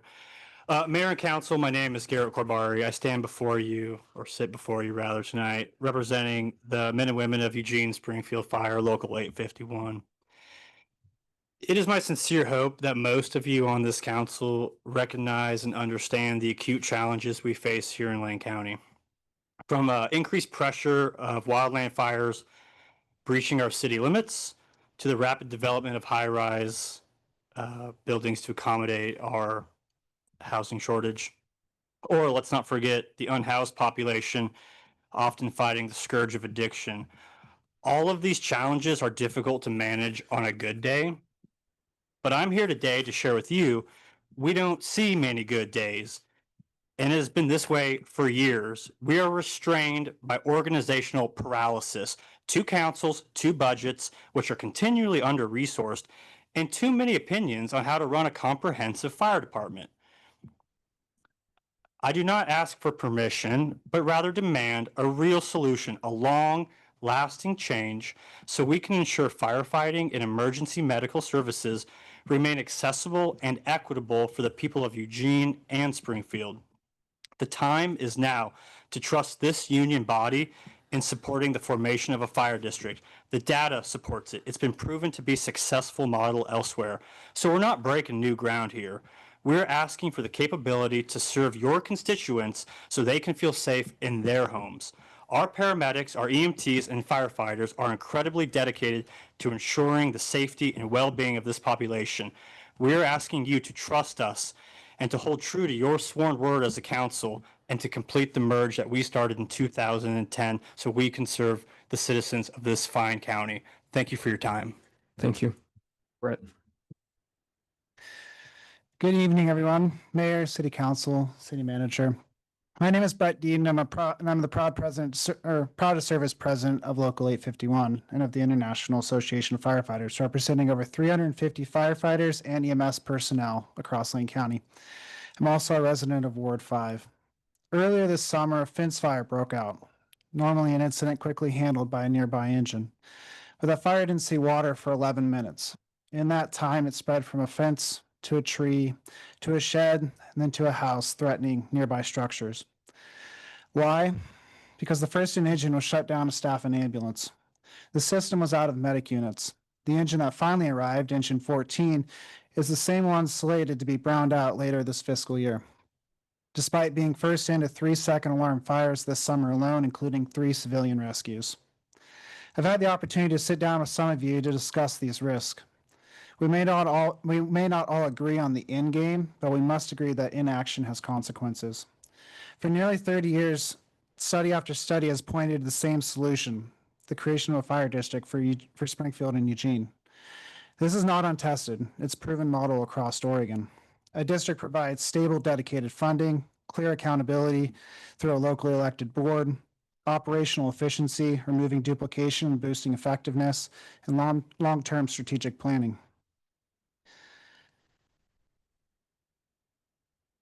We were supposed to go through 3 phases in this merger. Phase 1, operational blending, success. Phase 2, functional merger. We started off with that, successful so far. But we never moved on to phase 3. Phase 3 was one department, a unified department. What looks like one department to its residents today, behind the scenes, is a fractured system, and increasingly a dangerous one. We don't need more examples of community being at risk because of political inaction. Help move Springfield forward, help move ESF forward, help move our public safety forward. Support a fire district. Thank you. Thank you. The next 2 people I have are Curtis Blankenship and Seth May.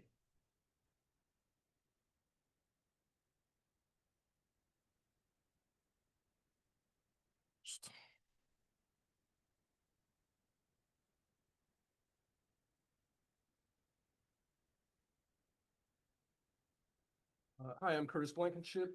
There you go. Curtis Blankenship, Ward 4. Is that working? It is working. We're on. So I recently talked to you about using tax incentives to encourage the vacant commercial properties in Glenwood to be used for temporary shelter for the homeless. And you referred me to your development plan. So I went through that. And I'm a sustainable designer. I have an AA degree in sustainable design. I've studied it for over 30 years. I just went down to LA for 3 months, and I can tell you that your plan, through no fault of yours, but since the pandemic, the online, the brick and mortar businesses have changed to online businesses. So there's a bunch of malls down in the Century City Mall down in LA is practically empty. The Burbank Mall, they're empty. These models aren't working anymore. And as you know, that your funding is being cut. So that's why I'm saying, can we just turn, and there's a glut of commercial property in all these cities. San Diego too is having problems with funding this stuff. So could we change that area into a temporary community with community gardens and an art space and some temporary shelter in the Glenwood area while you guys are, it's going to take you 5 years to get this thing, even if you have a buyer. It's going to take you 5 years, and you're more likely to get an investor if you show them that you've managed this area that has been like that literally since I've been coming up here since in 1985. It's been that way. And your reply to me was the last time I said this, that one of I don't know who it was, but somebody said that that you can't tell property owners what to do, and that in capitalism you can do whatever you want with your property. And I'm sorry, but that's not true. And you can go to the U of O and find this out. What you would do in capitalism is you would lower your rent until those vacancies are filled, or you would do something like I'm saying right now until the economy changes. Thanks for your time and all your great work. Thank you. You're off. It's off. There you go. You're on. Perfect. All right. Good evening, Mayor and councilors. My name is Seth May. Thank you for the opportunity to speak. I'm here to urge you to reject the installation and use of automated license plate readers, including Flock systems. At the core is privacy. Privacy is not secrecy. It's the ability to live, move, and associate without being cataloged by the state. I need privacy not because my actions are questionable, but because the intentions and actions of the government are ever changing and subject to misuse. A network that logs where we drive and when, at scale and over time, builds a dossier on ordinary people that chills speech, associations, and daily life. Some say that cell phones and social networks already track you. The critical difference is that corporations, their data is a commercial relationship. You can choose not to use the platform, limit permissions, or delete an account. Government surveillance is coercive. You cannot opt out of driving to work, the doctor, or your place of worship. And when the government collects data, it sits next to the power to detain, prosecute, and punish. That's why constitutional protections exist to restrain state power. If you want my data, come with probable cause and a warrant. These surveillance technologies invert the presumption of innocence by treating everyone's movements as evidence to be stored just in case. They create real risk. False hits lead to dangerous stops. Breaches expose sensitive travel patterns, and changes in leadership result in the misuse of data in ways that it was not originally intended. Public safety requires tools that are targeted, accountable, and effective. Broad, suspicionless surveillance is none of those things. Instead, our communities need to invest in measures that are proven to reduce harm and not to treat every person like a criminal to be tracked.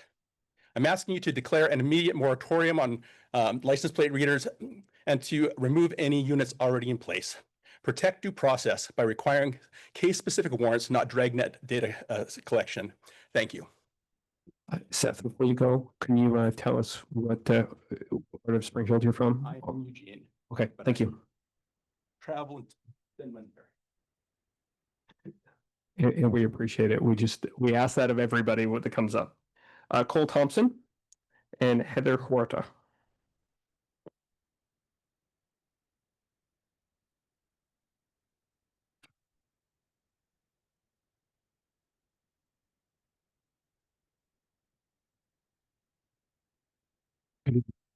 I live in Ward 2. I live on the southwest corner of Centennial and Pioneer Parkway, and street noise has become a very prevalent problem there with traffic noise, which has resulted in the loss of sleep and no ability to even enjoy your backyard. I no longer can hold conversations with friends. I had my dad over the other day. We had to move inside because we couldn't talk. I've also witnessed people defecating on the other side of my fence line. So I'm asking the city to fund a sound wall along these streets that would result in the reduction of noise pollution. And it would also offer us some privacy from the defecating that is happening on the other side of my property line. Thank you. Thank you. Heather? I'm already on, yeah? Mhm.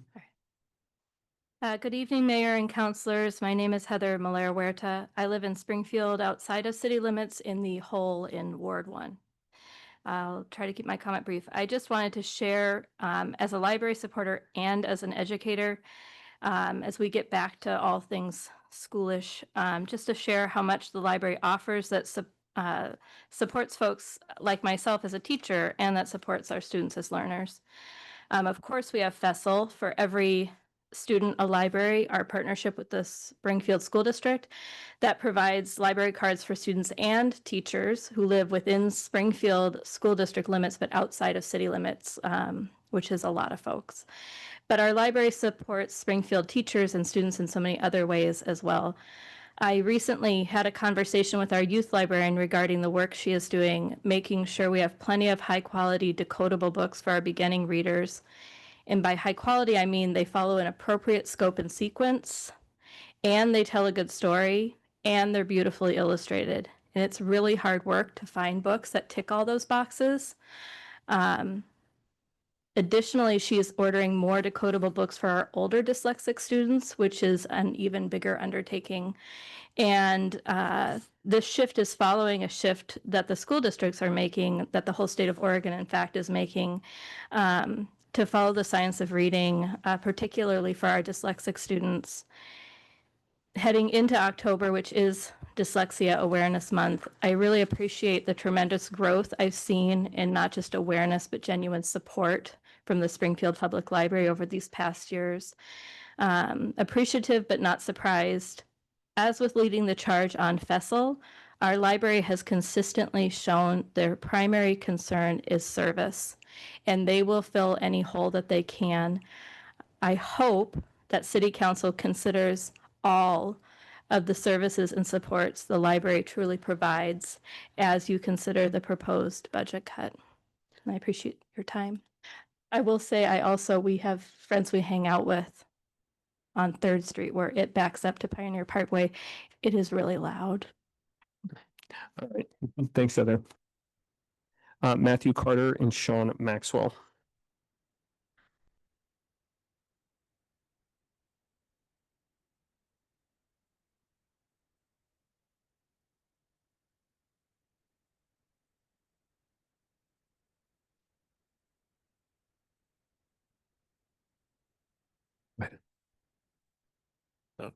All right, good evening, Mayor, City Council members. I'm in Ward 2.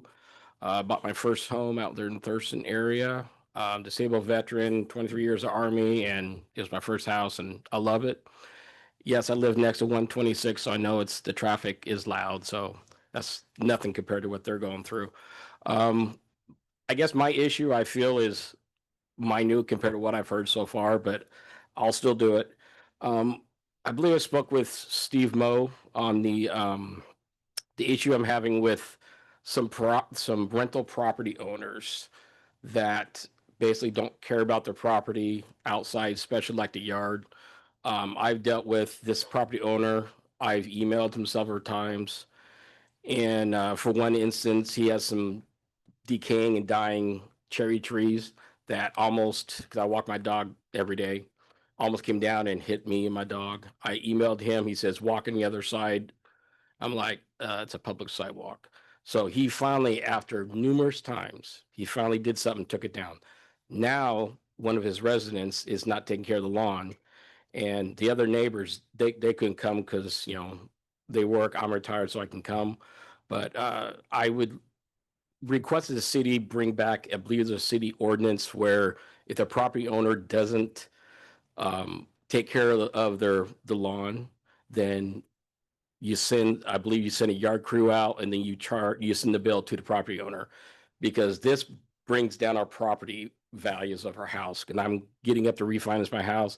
Appraiser are going to come out, and I don't want him to see that because that affects the whole neighborhood. So that's the only thing I would like to do. Thank you. Thank you. My name is Sean Maxwell. I'm in Ward 3. I'm here to speak in support of the flock cameras. Just kidding.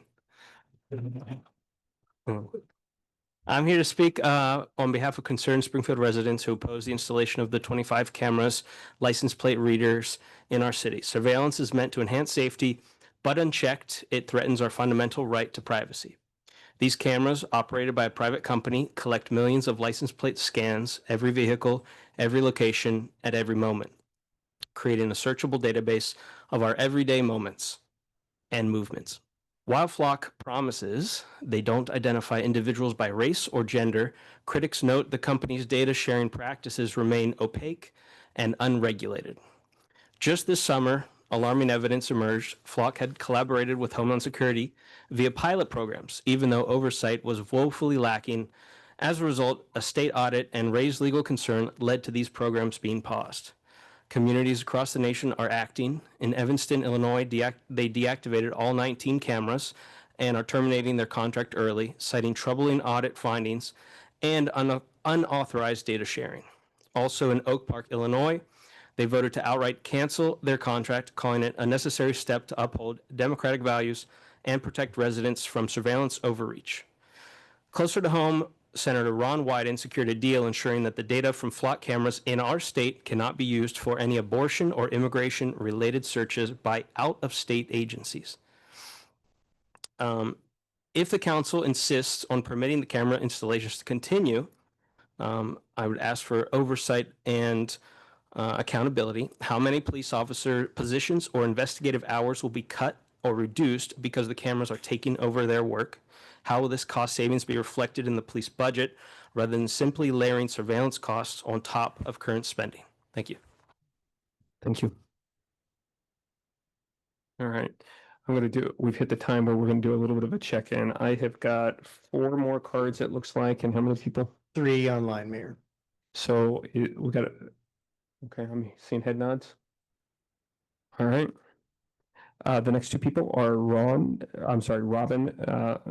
Mayo and Glenn Olhauser.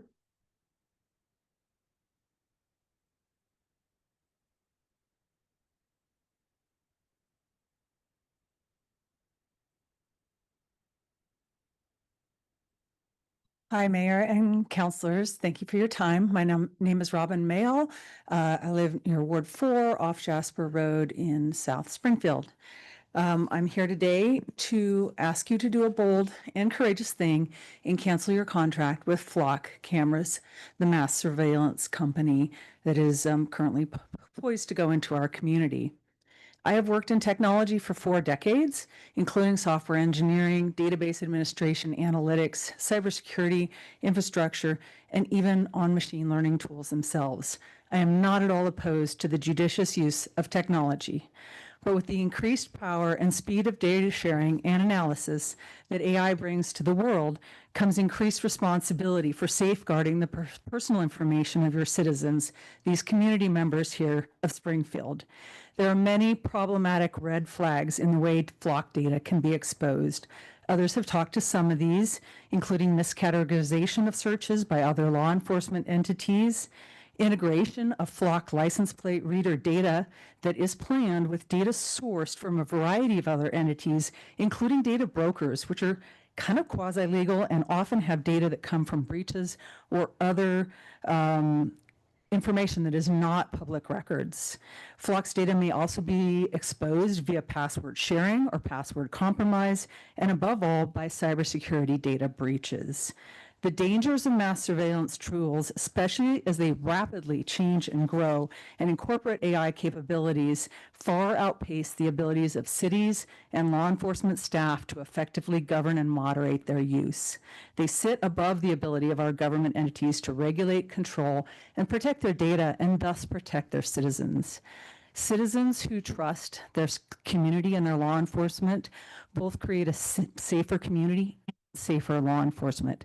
I'm asking you to consider the safety and the privacy of all of your citizens, and please remove these cameras. Thank you.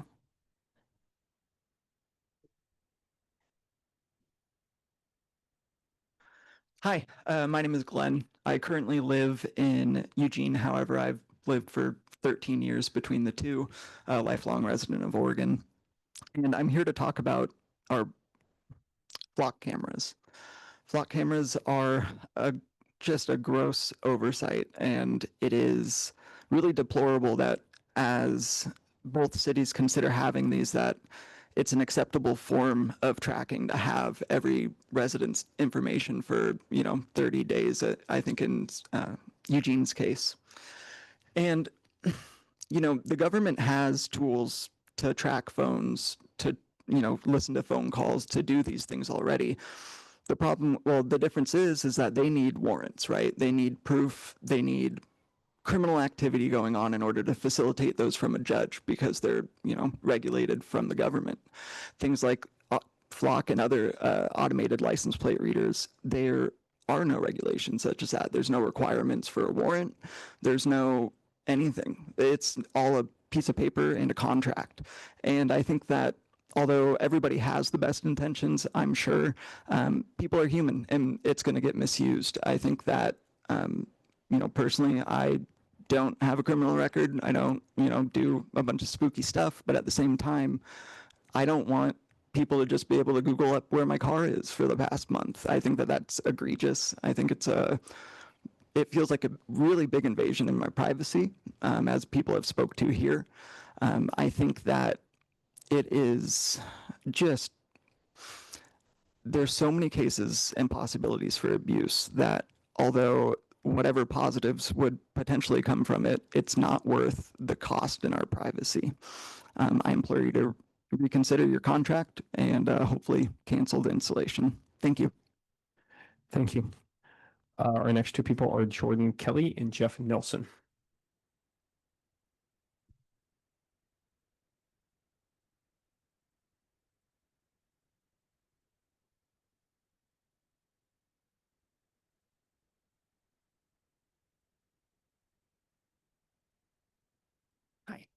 Hi, I'm Jordan Kelly. I don't know what ward I'm in, but I live off of 32nd in Maine by the Bob Kiefer Center.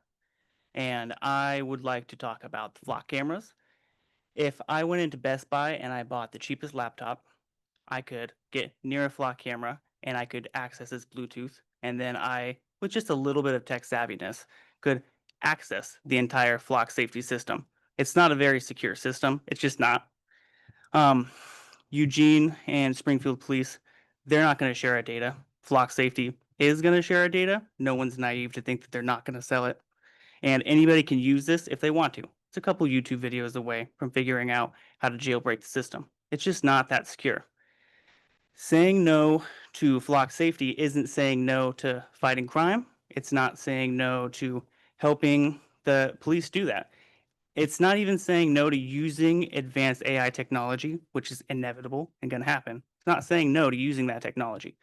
Saying no to Flock Safety is saying no to low standards, where we allow the data that we don't own to be owned by whoever wants to invest in it to get access to it. And it's saying no to a low security system that is going to surveil everyone. And that's all I have to say.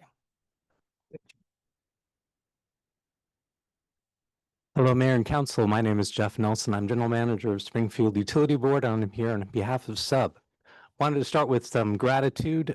Shout out to Maddie McGraw, the museum curator, who helped craft and put up the display for celebrating SUB's 75th year of being in service to the citizens, residences, and businesses of Springfield.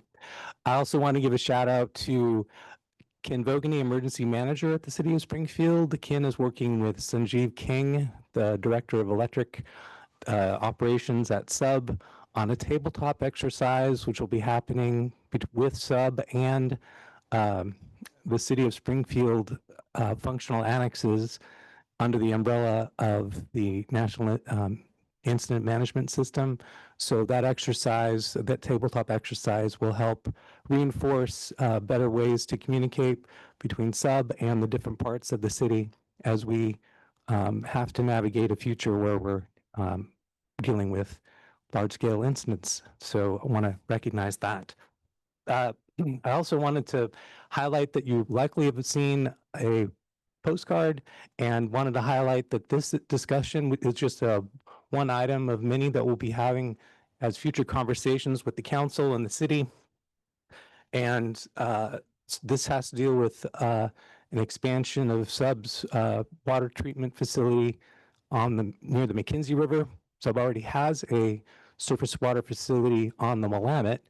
You probably already know that, but this is for resiliency to provide drinking water for our residents, water for our businesses, water for our hospitals and medical clinics, and fire flow for dealing with emergencies.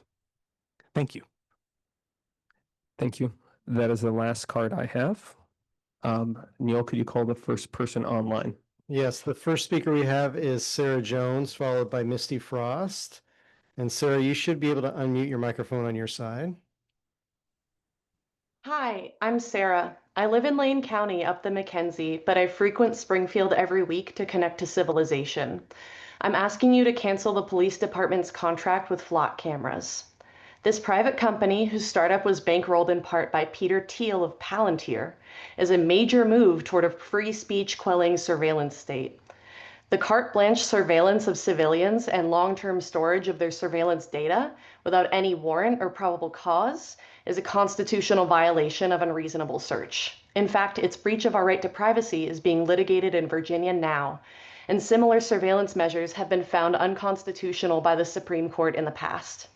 The Flock camera system has already been abused. For example, in 2023, a months-long Electronic Frontier Foundation investigation found that California police departments were sharing records containing detailed driving profiles of residents with out-of-state agencies against California law. According to their master services agreement, Flock is able to share camera data with the federal government or other departments and agencies, even if the police department theoretically owns that data. Flock claims that they are suspending cooperation with the federal government, but that position can be revoked at any time if you're even willing to take a scandal-embroiled corporation like Flock at their word.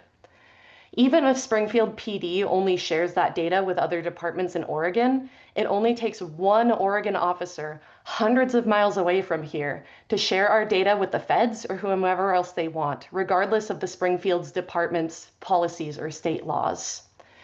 The marginal benefit to public safety that it may provide is not worth the devastating damage it's already doing to jurisdictional sovereignty, our basic expectations of privacy, and our ability to function as a sanctuary state legally. Please spend that money on firefighters and cahoots instead. Thank you so much for your service to our community. Thank you. Next person, Neil. Sorry, the next speaker is Misty Frost, followed by Sam Cook. And Misty, you should be able to unmute your microphone. Thank you. My name is Misty Frost. I am a student at PSU, and I'm also a community organizer in Lane County. I live in Eugene. I am asking City Council to please cancel Flock surveillance. These systems have built-in biases against communities of color and people with disabilities and more. Please protect our community's privacy and cancel Flock surveillance. Thank you. Thank you.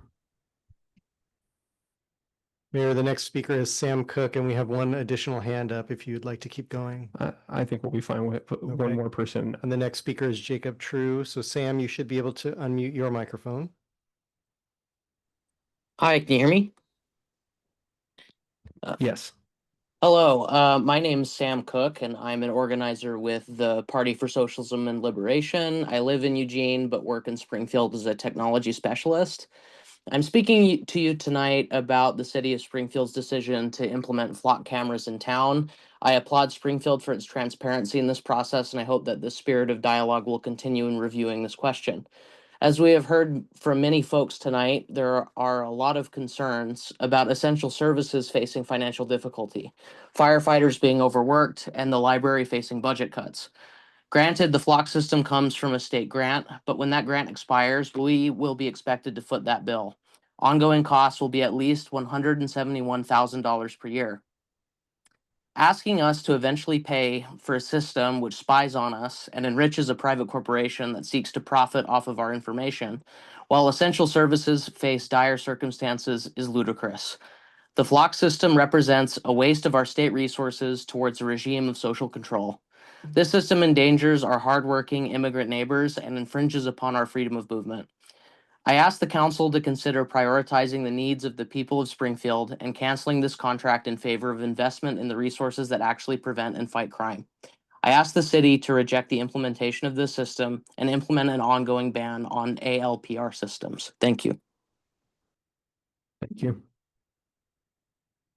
Our next speaker is Jacob True. And Jacob, you should be able to unmute your microphone.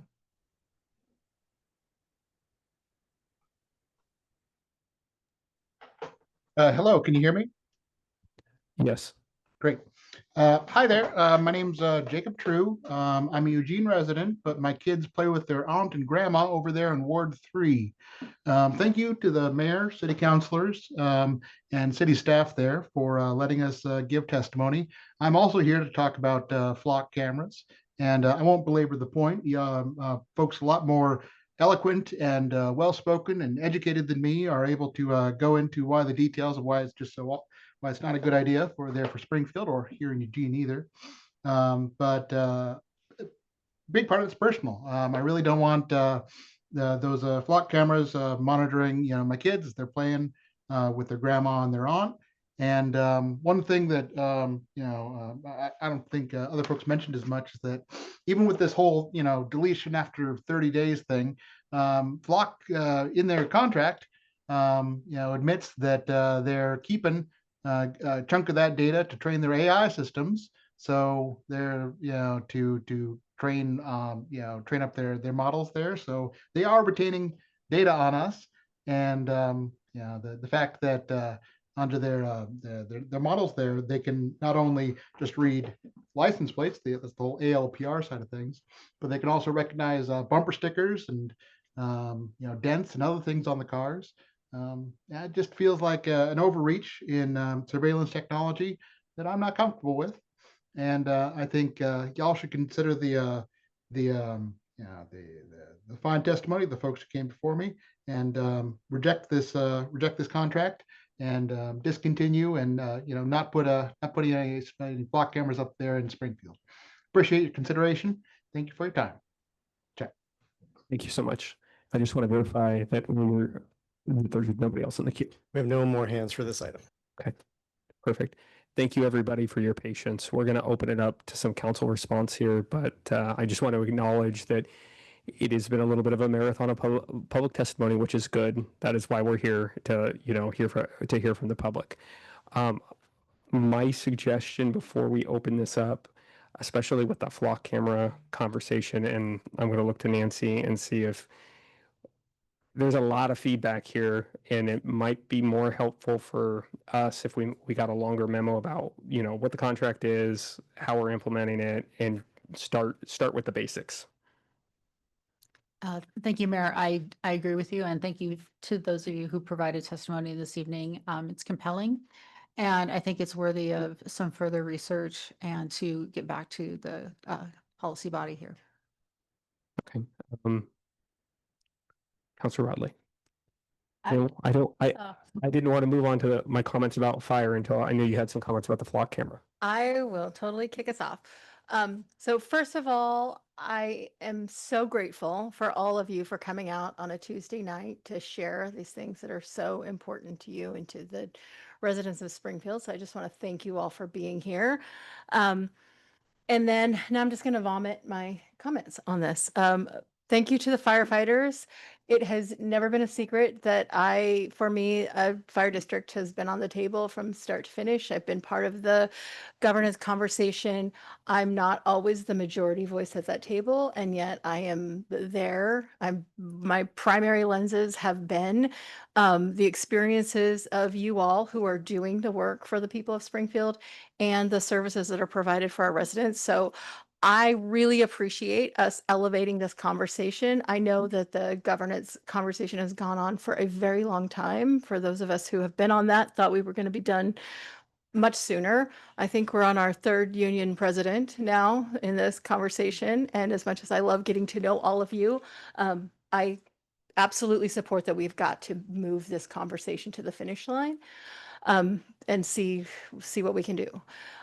I also really appreciate you all coming out and raising your concerns around the cameras. I think this was something that I personally didn't know that it was happening, and it sort of happened in a way that was absolutely part of the process in terms of the expense and the responsibility that we have entrusted with our city manager, who is doing a fine job. And this is why we're all in this together, so that when these things move in this way, that folks can bring this to our attention and we can take a beat and try to figure out what's going on with it. I think concern about overreaching surveillance. I remember us talking about this with the drones, and I was one of those folks who was like, I need to know a lot more about this before we move forward. So I appreciate you all being willing to come and share, as the city manager said, such compelling testimony, so that we can take a pause and figure out what works for our community. And I just want to, as always, the folks who are coming in support of the library, appreciate that and your eloquence in continuing that conversation. So just know that your time was not wasted. From my perspective, I'm taking notes, I'm listening to everything that you say, and appreciate the opportunity to take a minute and figure out what our next steps need to be. Thank you. Councilor Mo. I'm uncomfortable with the block cameras. I've known we've had traffic cameras at all intersections of the city. There's another layer above that. I wasn't even aware of it, like Corey. So I'm uncomfortable with it right now. In the future, that's probably going to happen. Right now, I'd not like that to happen now. So that's my feelings right now. Councilor Michael. I just want to say thank you to everybody who is here tonight and who spoke. I think as volunteer elected official, it's really enlightening to hear everyone's thoughts and ideas on the process and where they're coming from. I've done some research on the flock camera myself, and I learned a lot tonight, so I appreciate that. Again, in the fire department being here, thank you so many people for showing up. I remember when he merged in 2010, and I would love to see this process come to a win-win situation for everyone. Thank you. Councilor Stone. So many of my counselors have said so many things wisely, and I sincerely appreciate the flock camera comments. Thank you very much. I think when we were going into the process, we looked at it as a money-saving option in very specific areas that had a lot of accidents and they were very accident prone. And the second question, in addition to what the city manager will provide, is what are the other options we have besides simply increasing surveillance? Because I am very much partial to that. And thank you very much to the firefighters for coming out and testifying. I am, as I mentioned in the work session, I am frustrated that we do not have a clear way to fully fund fire and the library. Thank you. Councilor Weber. Well, everyone has said so many really, really insightful things, and I want to just thank you all for coming too. It's a lot of folks in this room, shows us how much you care about these topics that you're speaking to us about. I have several notes here. You've given us a lot to think about, and we definitely have some conversations to have, so thank you. All right. I just want to reiterate, thank you for coming out and talking about this. The testimony is compelling and it raises a lot of good questions. It will take a second for the staff to go back and research them. I thought the comment about the security was compelling. I did also think the comment about the location around medical facilities was particularly compelling.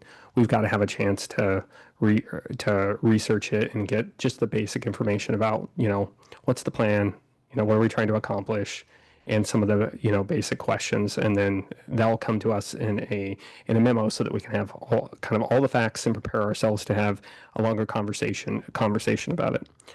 I do want to thank the library folks for coming. Somebody brought up Fessel, which is one of my favorite community projects of all time.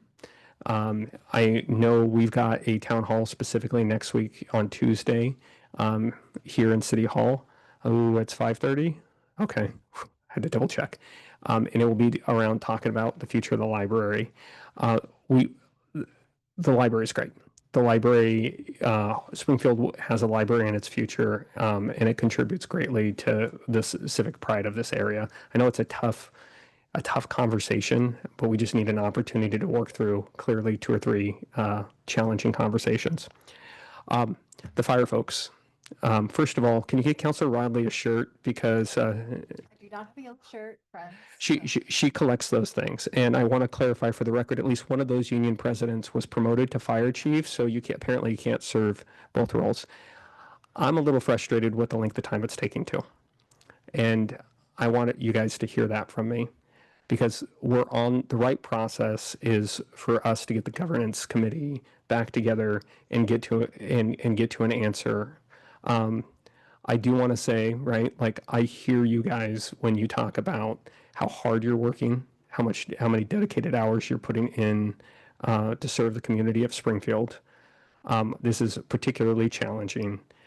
If you guys hadn't joined us at this point, but one of the comments that came up at the work session was an understanding that whatever we do with fire, it is going to take more money, and it is going to take more investment.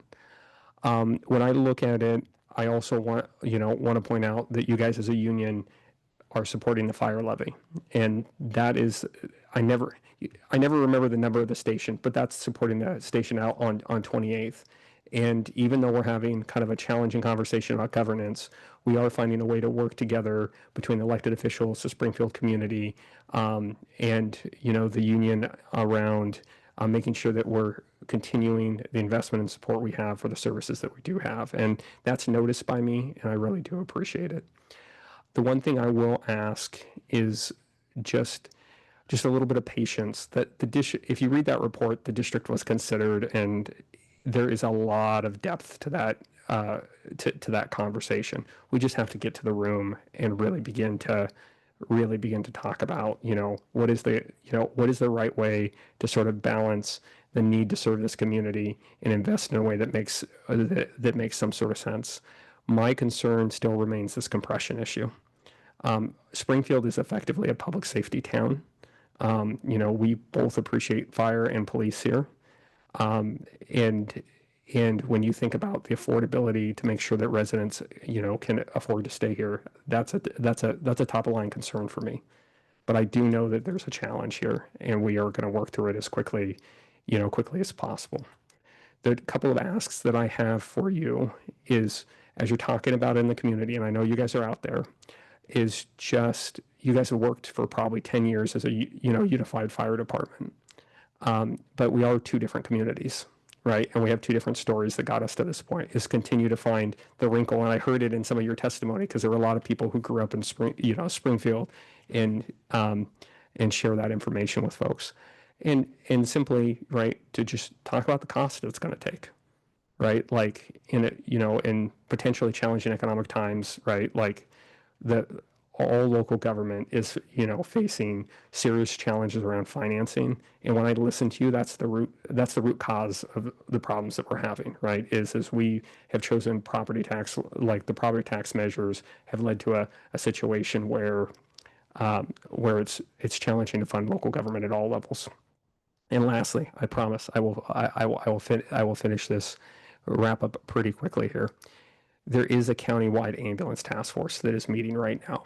And that also informs this conversation, because ambulance work is a lot, well, you guys know, right? But it is a big part of your day-to-day life. But I just want to end by saying, hey, like, because you work dispersed across the community, and there's not a lot of you in City Hall, we don't get to see you a whole lot.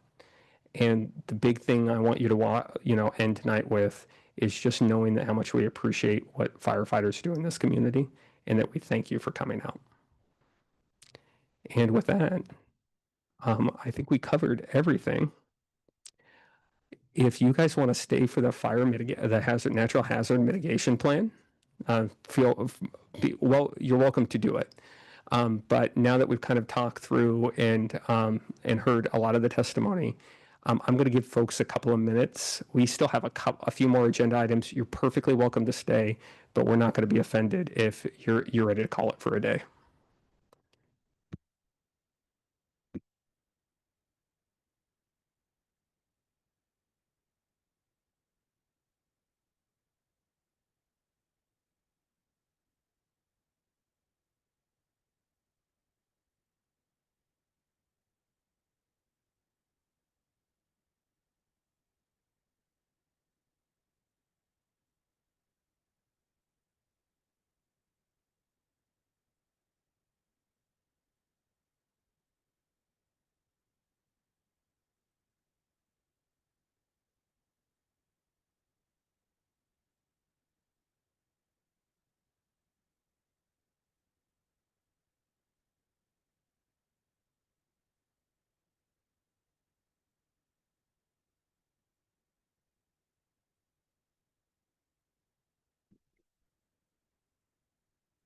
Good job organizing and getting Springfield folks.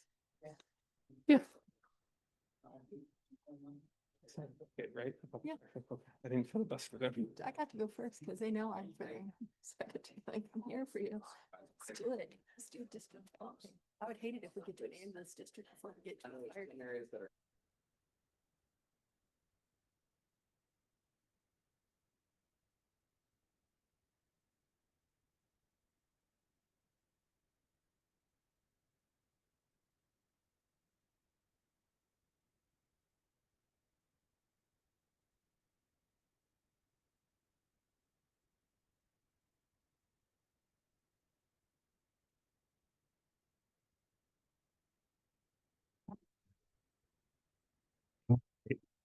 Thank you so much for your patience. Next item, please. Mayor, the next item is resolutions. You have two this evening. The first resolution is the Natural Hazard Mitigation Plan update. This is resolution number one, a resolution of the City of Springfield Common Council adopting the April 2025 City of Springfield Annex to the Lane County Multi-Jurisdictional Natural Hazard Mitigation Plan and replacing the plan adopted by resolution number 2020-04. Ken Vogany is here for this item.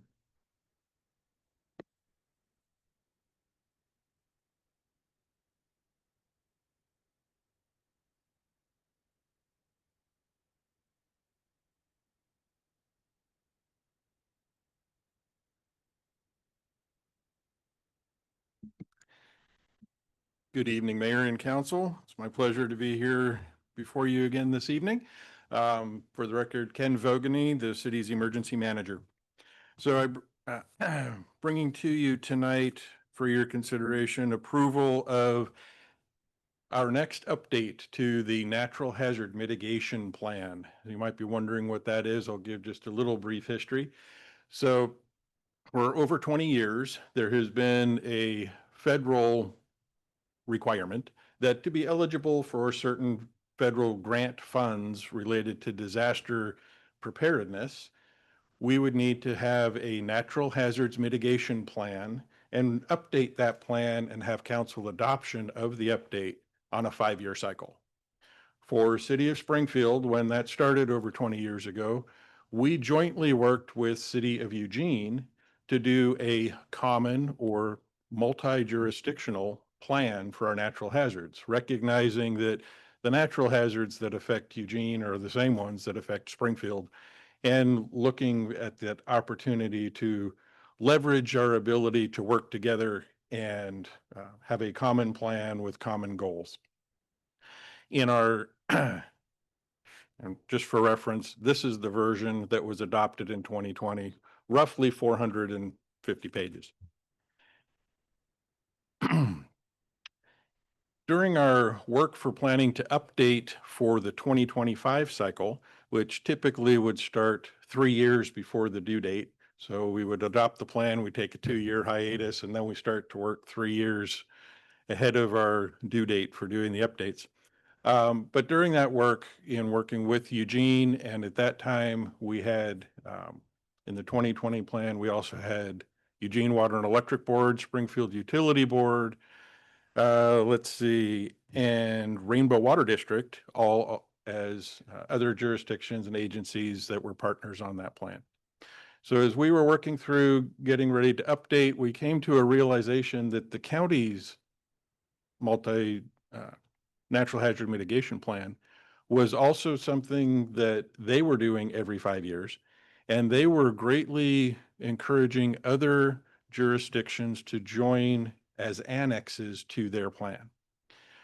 So we considered that at the staff level, brought it to the executive team, and they authorized moving ahead with pursuing becoming an annex to the county plan rather than maintaining our own plan.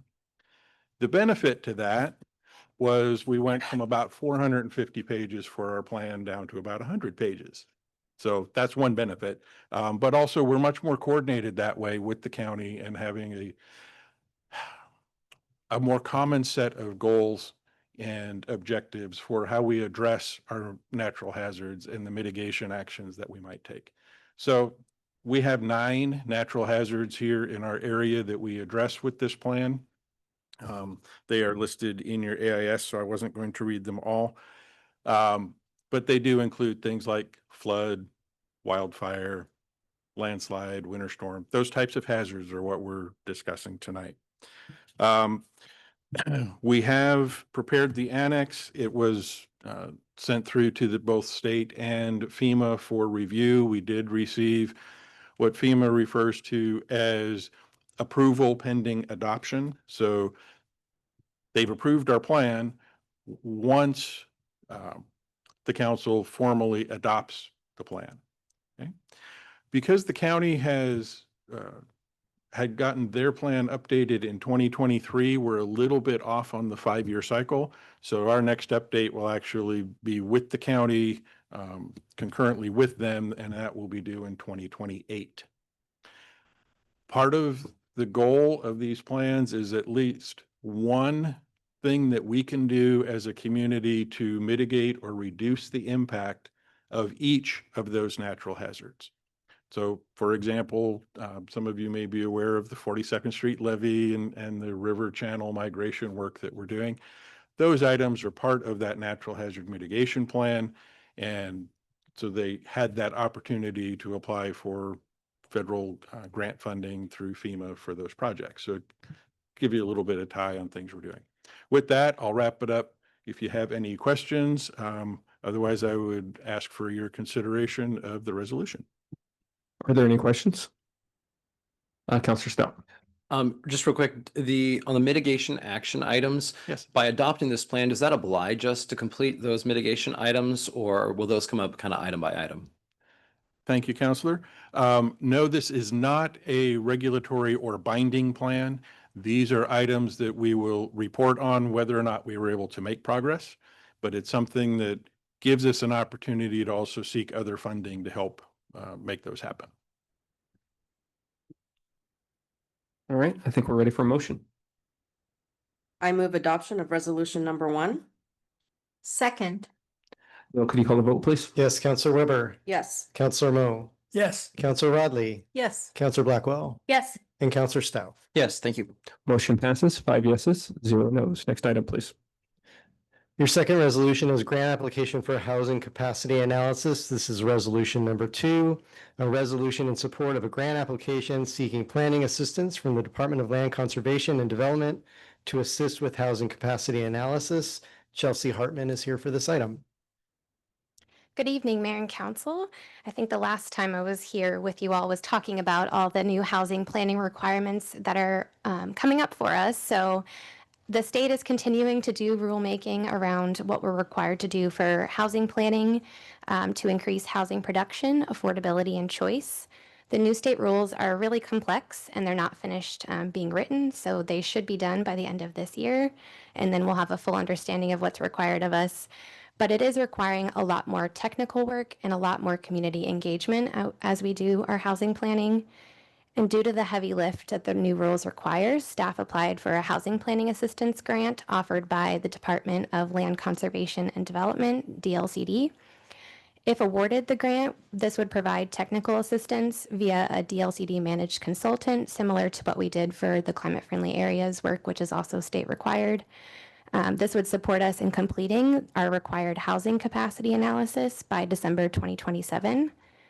This will also help us stay on track to prepare and adopt another required product, the Housing Production Strategy, by December 2028. The city would be providing a match through staff time.